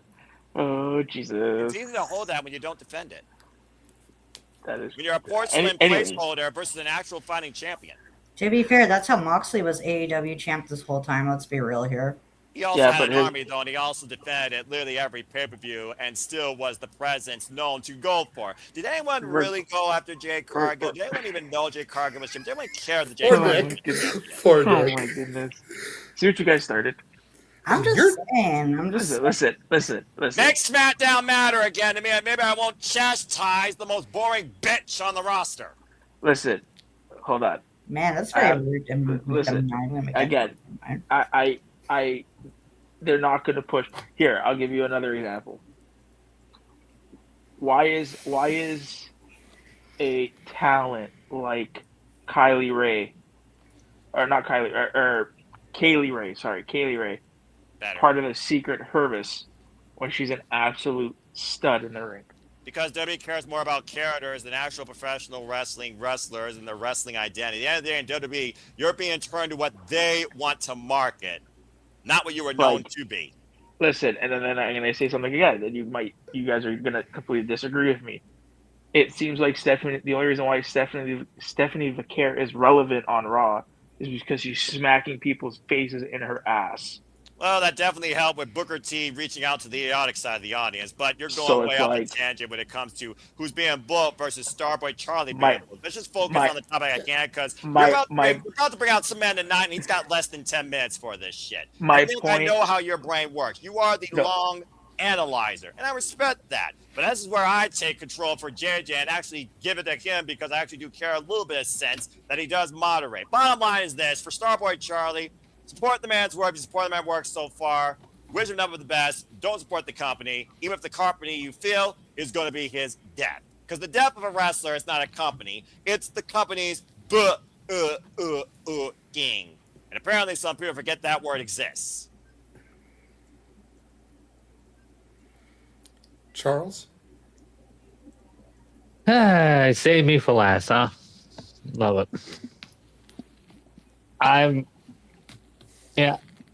Hope he does well. And also, the more you brought, I will keep talking about how the IWC is and everything in social media. I'm like, yeah, good thing it wasn't bad like this during the Monday Night Wars, because it'd been a lot worse back then. To be fair, there was no X. Also, message board existed. That's where you found him. That's true. Still, it was worse back then than where it is now. I can't really say I can't really say because I wasn't on message board. I just know from people who have been around, because I'll be the first to admit it. Was I around for the Attitude Era? Yes, I was. Did I get to experience it? No. Well, born during the 98, so... Born in 98, so... I was born in 92, but I didn't start watching until after the Montreal Screwjob in 1997. Well, that's fair. And again, I didn't mess with message boards, social media, or honestly people before 2017 and discovering no DQ that has evolved into you yahoos. Woohoo! I will piggyback a little bit on what Nick said. I give him the point that sex sells, that you're going to use attractive people. You know, whether it's a male or a female, the more attractive wrestlers are going to get booked better. You know, there's a reason why Braun Breaker was chosen to be the future over Bronson Reed. You know, but to sit here and try to make it seem like there's a type anymore, that's where I draw the line, because there's definitely not a type like there was during the Hogan era. Thank Christ. Like there was during the Attitude Era when it came to the Divas. There's enough different flavors out there that the WWE roster has turned into a Baskin Robbins as opposed to chocolate, vanilla, or strawberry. And some of those flavors aren't selling enough, clearly. All right. Main event time. Everybody buckled in, because this should be a doozy. Oh, jeez. 2 minutes, 35 seconds. Turn that off, Noah, because you've got to be here for part of this main event. I will throw to you first, but you've got to be here for some of this, because even though you don't like drama and BS, I think you'll laugh at some of the ways people have been reacting. So yesterday was House of Glory. No turning back. Their big return, their first show this year in their New York arena. Show comes on the air, and standing in the ring is the ring announcer who introduces JD from NY206. Everybody remember last year when Mercedes performed in the company, he was pulled from commentary prior to her match. He has been gone from the company since then. And last night he made his grand return to the company. Getting booed out of the building. Getting chants of shut the fuck up. And he gave a little speech prior to leaving the ring that essentially what he said was, sometimes we say things that we don't mean. Sometimes we wear our emotions on our sleeves. But at the end of the day, we're all here because of our love for professional wrestling. You guys showed up, you showed out, sold out the building. And it's good to be back. A lot of people are upset because this doesn't sound like an apology. Some people are like, whatever, they're indifferent to him. I happen to stand in the camp where I'm indifferent to JD. I know a lot of people don't like him. I look at him like a lot of people look at Howard Stern and Rush Limbaugh, shock jocks. He says what he says to get a reaction. He says what he says to be entertaining. Whether you find his entertainment good or bad, it's kind of indifferent. You can like him, you can hate him, whatever. But as a result of his return, I'm seeing a lot of people saying that they're going to start boycotting House of Glory. That they refuse to watch now that he's back. This is where those phrases that you were talking about a few moments ago come back into play. Support the talent, not the company. Just because a company employs somebody that you don't like doesn't mean you have to turn your back on the rest of the company. This is where I stand with it. You can like JD from NY, you can hate JD from NY. All he is a commentator. You know how you get rid of him? You hit the mute button. You can still watch the action without having to hear him. Matter of fact, watch the action with our commentary instead.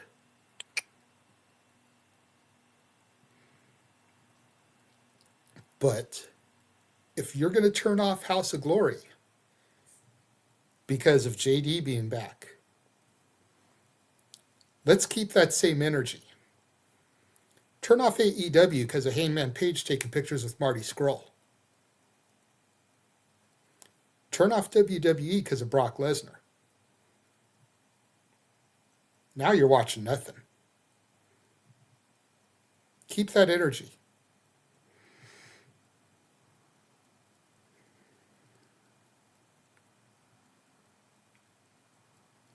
Noah? I will go to you, good sir, and then you can dip because I asked you to wait. You really expect me to say anything different from previously? Are you fucking kidding me? Mute buttons exist for a reason. DVR exists for a reason. Other outlets exist for a reason, etc., etc., etc. Hell, how many people boycott Tessa Blanchard and TNA for that matter and still do it to this day? It may not be my TNA what it used to be, but there's still talent I care about. It may not be my NXT, but Blake Monroe's there. I care about her. Ricky Starks, I care about him. Joe Hendry, I care about him. WWE might be absolutely the most underwhelming thing right now weekly, but I still keep up via WWE matches because there's superstars I care about there. And of course, AEW is my fix every week, but there's so much wrestling you can get burned out. The only show I watch live is Dynamite. Collision is my Monday night fix. As a simple man who watches wrestling 5 days a week, work 5 days a week, play games 2 days a week, deal with you yahoos whenever I have to during Saturday nights, and whatever watch-alongs I have to do, I'm not going to let one decision affect my overall outlook on the talent I care about in this wrestling business, no matter where they are. So if you guys are disenfranchised by one person out of who knows how many total, not just the freaking talent we're talking about here. You might be connected to a booker. You might be connected to somebody you support in staff for all I effing know. You might be supportive of somebody or just the freaking in-ring presentation at effing self. You fucking kidding me. A loudmouth Oopa Looper from New York is enough for you to go away from House of Glory when you might be a fan for Charles Mason, Chelsea Blackheart, insert name here. Sometimes the loudest man is the dumbest one in the room. Sometimes the shortest man is also the dumbest one in the room. How you doing? But that being said, that's not going to affect my outlook. If you all are really that freaking boycott, disenfranchised, hated towards one person being in your headset, The mute button exists for a reason. Sometimes you might literally exist for professional wrestling for the sounds, for the audience, for that actual piece of storytelling you get in your head. And that's okay. But unfortunately, if that's ruined, then again, the decision's up to you. But to disenfranchise an entire company over a decision, that's just a little too freaking far-fetched by any standards in this freaking day and age of wrestling. Give me a break. Look, I don't even listen to his podcast. I don't listen to barely any other podcasts and interviews out there besides Chris Van Lee and Denise Salcedo with downtime at work. Hell, like I said, I'm barely ever on social media besides, here's a prediction for him. Get it filled up before the deadline. You can't let one person in this life take away the happiness that you enjoy from something as a whole. If you do that, you're already literally taking away what you enjoy. It's hard to find something else that you enjoy that much if you enjoyed it for that long if you disconnect from it. That's why I think I'm always going to be a professional wrestling fan for life. So I can criticize, I can rant, I can react to whatever the fuck and whoever the fuck I want, now and forever. But it's not going to take me away from the professional wrestling business or a company if I have talent in it that I care about altogether. You all should do the same thing. Again, if you really love to listen to wrestling, listen to it in a different language. Maybe you cancel them out that way because there is no language for professional wrestling. But as far as who your storyteller might be time to look up something different. We listen to Apple Studios. We cover House of Glory. Give Ryan Fish, James, and whoever else does it a chance. It's not me, by the way. They only say me for the big shows. And also, that's just the way my schedule works. So again, find what you enjoy, but don't disconnect from what you enjoy altogether, especially if a lot of the talent you enjoy are in that particular company. Rethink your actions before you act, even over a freaking annoying midget.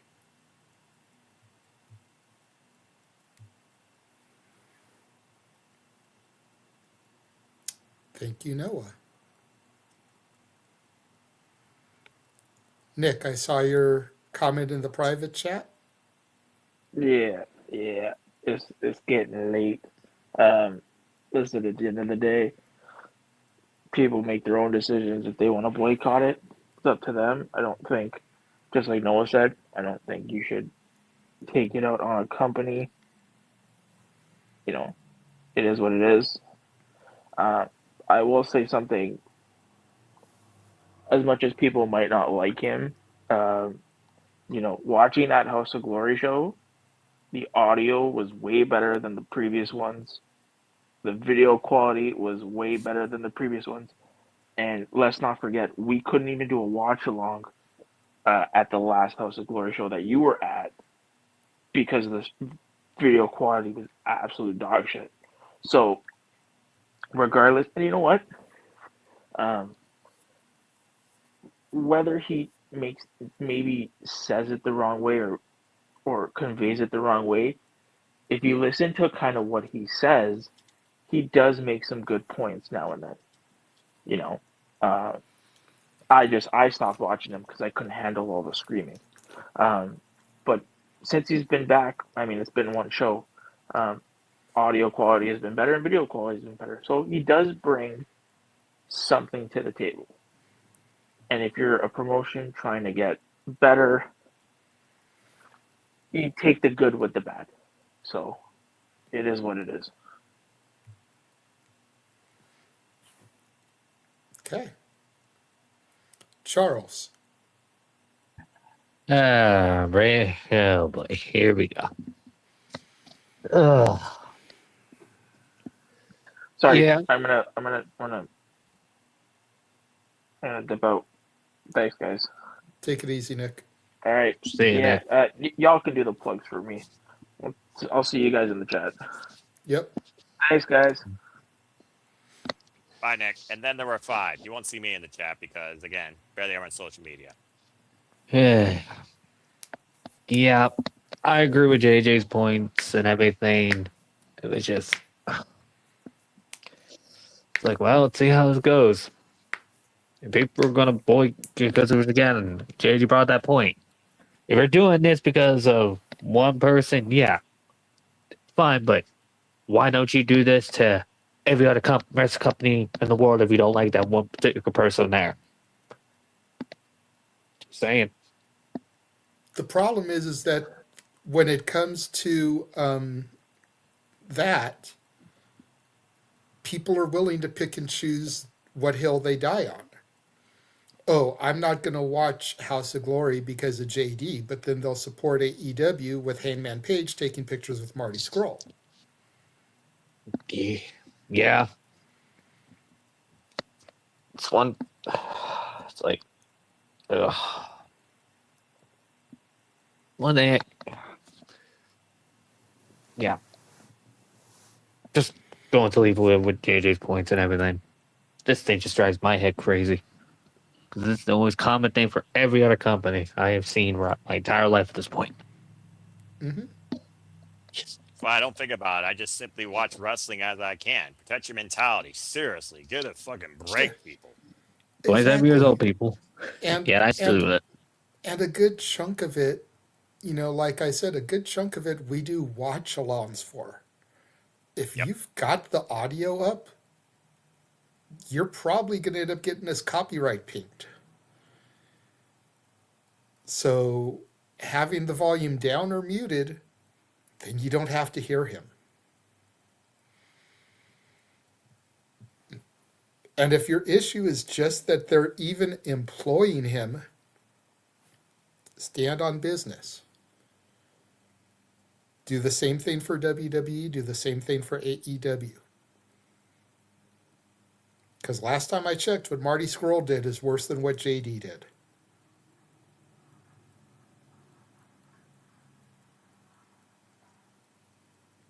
Correct me if I'm wrong. I don't live in the past. I live in the present.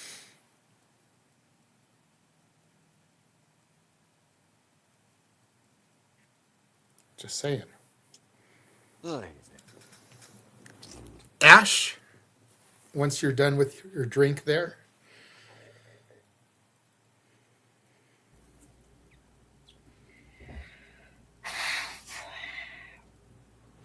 Don't lose all your brain cells over this, Ash. We got New Beginning in Trenton, New Jersey to call next week Friday if you're available. I'll let you know once my schedule gets posted. I'm just trying to figure out because how do I say this without sounding like a hypocritical dickhead? Good luck. Be blunt. You saw how blunt I was. Well, I mean, clearly, because that's just how you are, as you would. If you're gonna ask me a question, I'm not gonna hold back anything. Then why should you? Like that we here at the SRS we love honesty. How many times have I straight up said how I felt? Like last week, I just told someone that last week. Did I not tell people to toss off? You did. Like and yeah, laugh each time. English slang for not to get it misinterpreted because that's. Yeah, I know words. It's amazing what people hear versus what the context. Yeah, exactly. Which I am bad for that because I'm also, which I try to because I'm really bad at misinterpreting and understanding as well. Because, yeah. Okay. Good luck. All right, so I was about to make that same joke about how if you don't like JD and his commentary, mute button exists for a reason. Yep. And I get where people are coming from because, when they pick and choose, if you don't like a person or a wrestler, you don't have to watch that segment. You can tune that out. But if someone's on commentary, you can't pick and choose when to. But again, the mute button exists for that very reason. I understand why people are boycotting, but at the same time, you're kind of penalizing your favorite wrestlers by doing so. And if this one person has an effect on you, it's just, you might need to, how am I going to put this? Reevaluate. Because if this one person has this effect on you, then maybe you just need to take a break from the show. Maybe that's what it is. Let's just take a break, reevaluate, and if you need to, and if you're still not sure about watching the show, then simply don't watch it. Or just watch the show on mute. Because Yeah, it's just I get why people don't like like JD from NY. I totally get it. But then again, I don't really know like how he is because most of the clips I've seen are like just little highlights and snippets, and let's be real, half the time they're probably out of context, so I don't know the full context of things. So that's why I just like take with a grain of salt because I don't watch his content because I don't really care for it. It's not that I don't like podcasters. I pick and choose what podcast I watch. As you should, damn it. And JD was someone that never caught my attention or fell under my radar. So I was like, if you like JD from NY, all power to you. And if you don't like him, then that's perfectly valid. It's just, if you don't want to watch House of Glory because of this, and you know what, all power to you, I guess. But it's just sad that you're missing out on possibly some good wrestling and supporting about your favorite wrestler because I'm the same person who says watch what you like, how you like, and if this JD situation is really upsetting you, then you know what, just take a break for as long as you need to. And if you don't come back from the show, then that's your prerogative as well.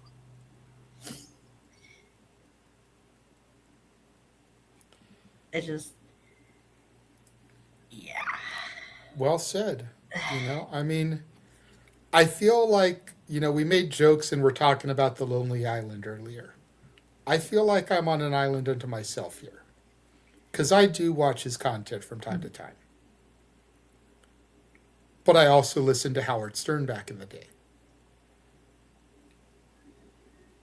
Do I agree with everything he says? No.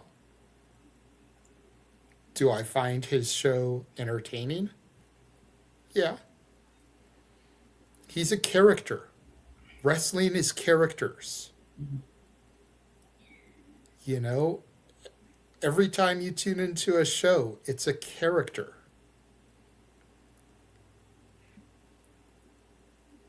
Why is he any different? He's a wrestling podcaster who's a commentator in the business.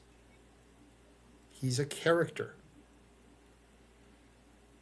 I would almost be willing to bet you that if you saw him out of that environment, completely different.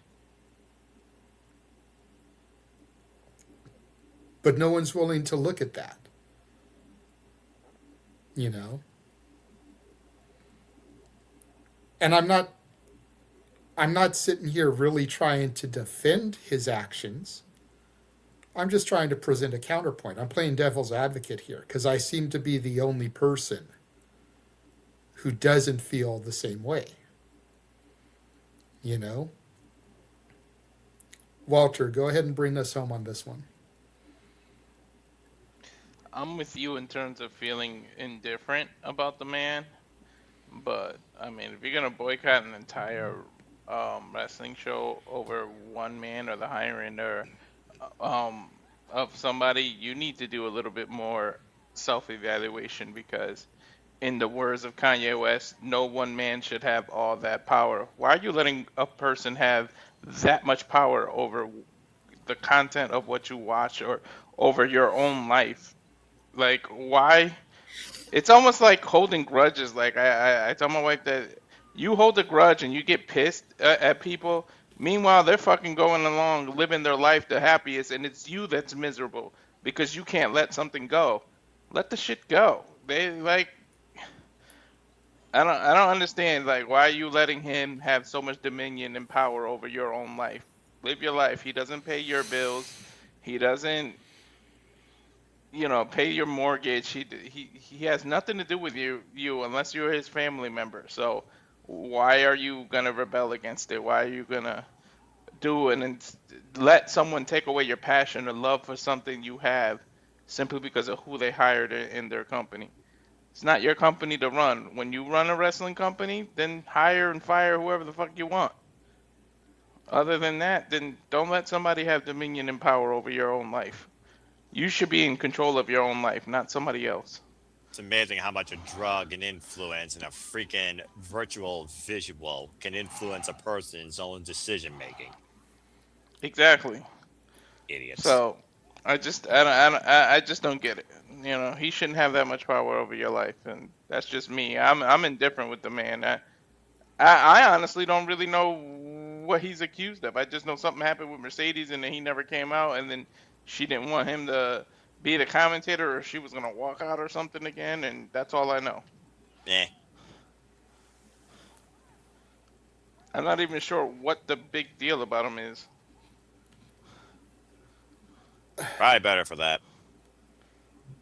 I don't completely understand it either. According to someone in our circle, he made disparaging comments about Joshi wrestlers, which came off as kind of racist sounding. Never heard the comments, don't know for sure. I do know that he seems to be, I won't say anti-AEW, but very, very critical of AEW. If you watch his Wednesday post-Dynamite reviews with Chi-Town Smark Jesse. But, because there's always a but, if you watch his Raw or SmackDown reviews, he's not sitting here glazing the cock of Triple H either. He's been very critical of the WWE product, so at least he gives it to both equally. That's one of the reasons why I actually enjoy his content. If he sees something good, he says it. If he sees something bad, he says it. He doesn't play favorites to a company. He's very fair and down the middle when it comes right down to it. I actually wish more people were like that then. Don't take my word for it. Look at it yourself. You know, watch a Raw review and watch a Dynamite review. And let me know how much of it, you know, you think he's partial to one company.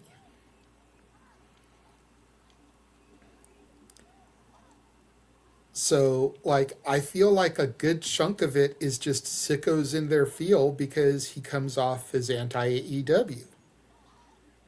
But they're so anti-WWE, they're not watching his Raw and SmackDown reviews to hear him be critical of that. Mm-hmm. So they only take the parts that fit their own narratives. Kind of like what people do with politics. Bingo. You know, because if you were going to stand on it, you wouldn't, like I keep coming back to, you wouldn't be watching AEW. You wouldn't be watching WWE. How long was Jericho still a fixture on AEW with what he quote unquote did? Right. But they still tuned in every week, right? Mm-hmm. So I'm just saying, if it's really that big of a deal, stand on game. Do that for every promotion. If anything, I don't know. They invented this wonderful device. Mm-hmm. Just saying. Most people don't even know where they put that thing anymore. They'll have it in their own pocket and forget that it's there. If the House of Glory crowd really wanted to make a statement, they would have walked out the second he was in the ring. Or they would have not said anything because, you know, booing is a reaction. Bingo. Yeah. And as long as you get a reaction, then you're doing your job. Yep. And if he's looked at as this uber heel in the space, the entire sellout crowd booing just feeds into that. Mm-hmm. So stay silent or walk away. You know, the hard camera is shooting the entrance stage. If everybody that was on that side just got up and left, go to the merch stand, go to the bathrooms, whatever. But just left so that all those seats looked empty while he was there, that would send a message. damn sure would. But they didn't.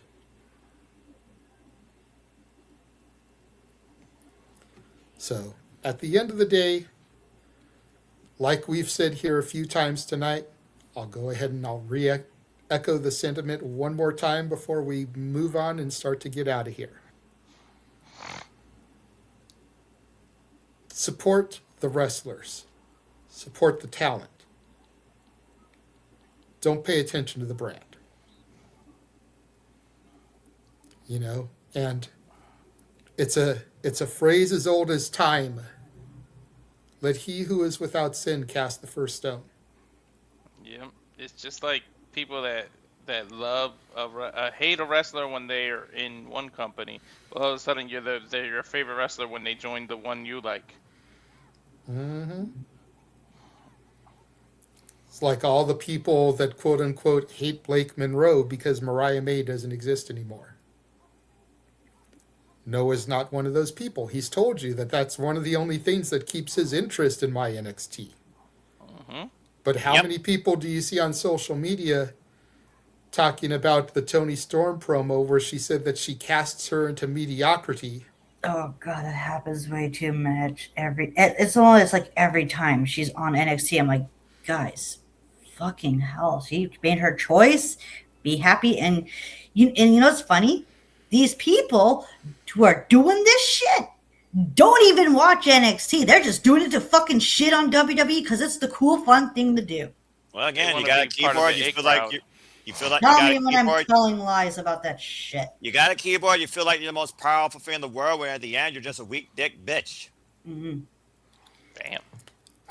I'm glad that Ash is here because she sees it as much as I do, because she scrolls like I do, and she can confirm that I am not telling lies. You both are fools that scroll. I don't.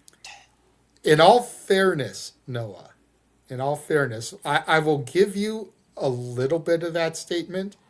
Let's not forget that I do run an account here that needs to promote and publicize what we do.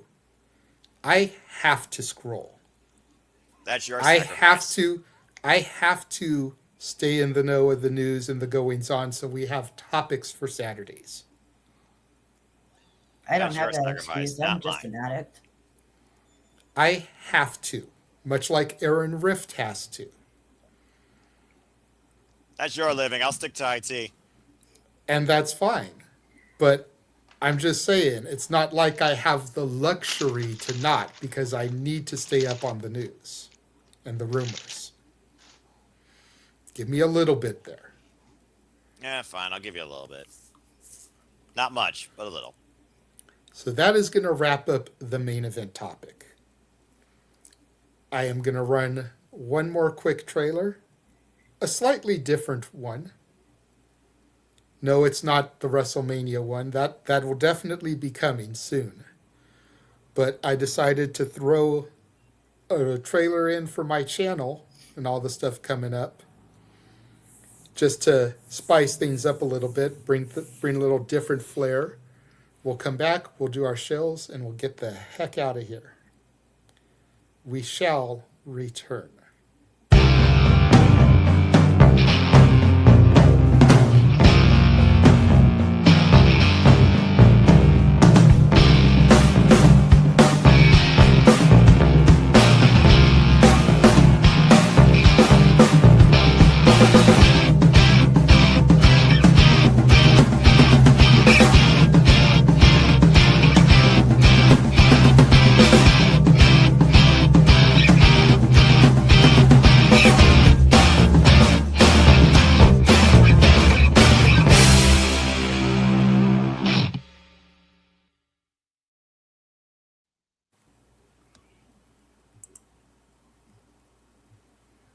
Make sure you guys are subscribed to and tune in to the Casa D18 Studios channel every Wednesday, Saturday, and Sunday for brand new pre-recorded content throughout the week. Wednesdays are always the music-related shows, and then the weekend are the movie reviews. All right, let's go ahead and get to the shills. Go ahead, Charles, and tell people where they can find you. Yeah, you can follow me on Twitter at 2doggrand. Short, easy, and to the point. Yep, and the reason why I got that name is because of another thing I was growing too tall. So there you go. Just random. Ash.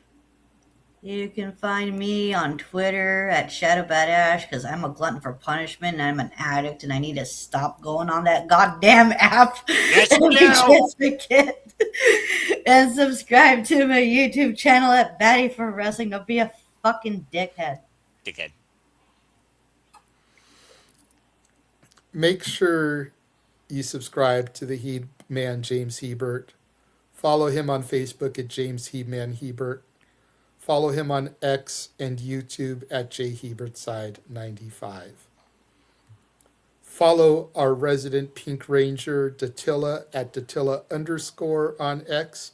Rangers of Wrestling on Twitch, Instagram, and YouTube. Walter. You can find me not boycotting any wrestling company because we have to call them all. But you can find me on Ranger of Wrestling on YouTube, the Instagram Walter.Cruz.940, and of course on X at Walter Alex Cruz. Please subscribe. Noah. I barely freaking social as it is and interfaceable. But if you want to try and find me, if nothing else, the Power Prediction Leagues, find me if you choose, and Foster 1916 on the X and on YouTube, where I'm not only with these yahoos regularly, but I am truly nothing more but the simple man, a lifelong fan of professional wrestling. Damn it. Not the companies, but the worker. Again, truly I'm nothing more but the simple man and a lifelong fan of professional wrestling. Damn it. Again, reminding you, there are no winners, there are no losers, there are no betters. Just fans love opinions, this passion we all share. At the end of the day, folks, support one another, respect each other, protect your mentality too, especially off that cursed app. And treasure your fans no matter how much they annoy you. And just right on to professional wrestling too. It's as simple as that. Again, Cinema Dicting will be this week as per usual time. 10:30 p.m. Eastern Standard Time, following Impact on Thursday night, because Friday we're either going to be bowling or covering New Japan Pro Wrestling, the new beginning of Trend, New Jersey. Stay tuned for details of that. And then, of course, this Saturday coming up, we have, of course, our coverage of the Elimination Chamber and so much more. Again, shout out, by the way, to Brittany Blake earlier. Botch. Again, why is it a botch, you doof? 11:30. 11:30. What's 11:30? Because doesn't Impact go from 9 to later 11. time now? Yeah, 9 to 11. Oh, fuck AMC and fuck this Impact and fuck. You know what? There he goes. Triggered again. You're getting me triggered again. I'm not trying to trigger. I'm I know you are. Correcting you. I appreciate Just trying to correct you, because if people tune in at 10:30 expecting to see Simply Predicting, that's fair. It's not another hour. Fuck me. Fuck this shit. He's got you there. Yeah. Again, fuck this AMC era, but that's a whole different conversation for another day on so many levels. But yes, 11:30 p.m. Eastern Standard Time. Thursday night will be Simply Predicting Elimination Chamber. And again, we'll be covering the beginning, maybe live, maybe delayed. Depends if I'm bowling or not, because I don't think anyone else is shooting on pro wrestling strong as me or have the wallet.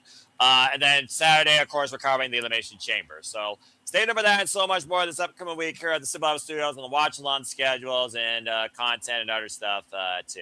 And it's truly as simple as that. Again, shout out to Brittany Blake earlier. It was a phenomenal conversation with a great free spirit and professional wrestler that pulled out Mania Champion. You all can watch that, of course. There'll be a link in the description down below, at least on my YouTube channel.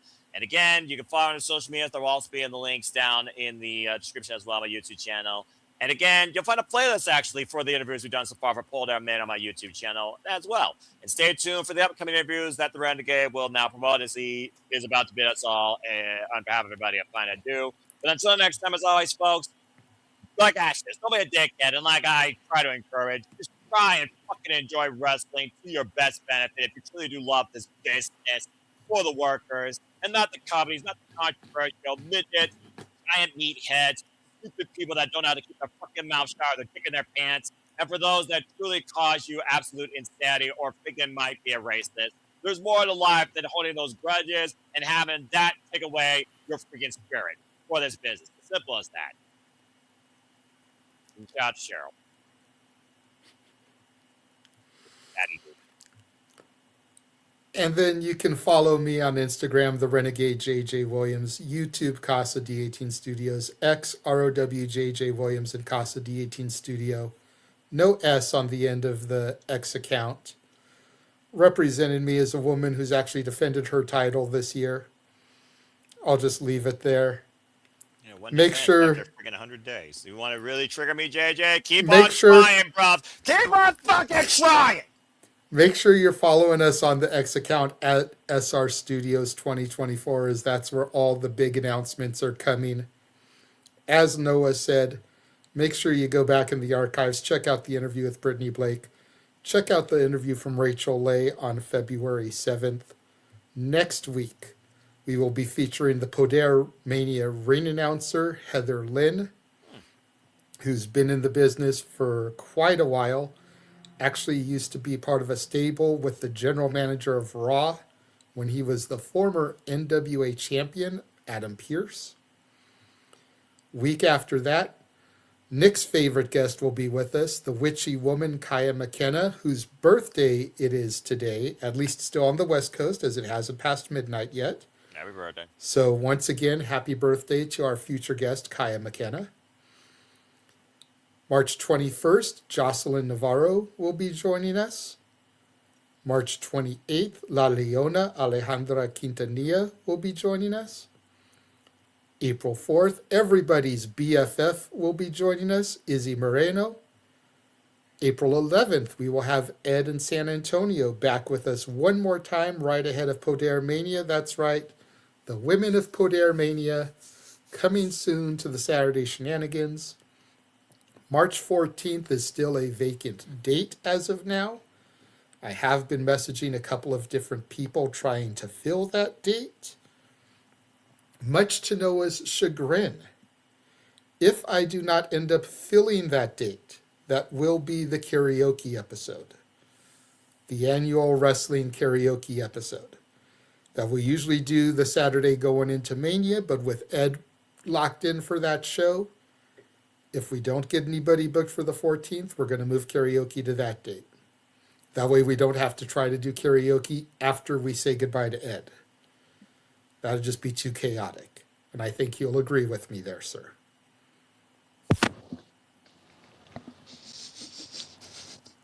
He's trying not to respond to you, JJ.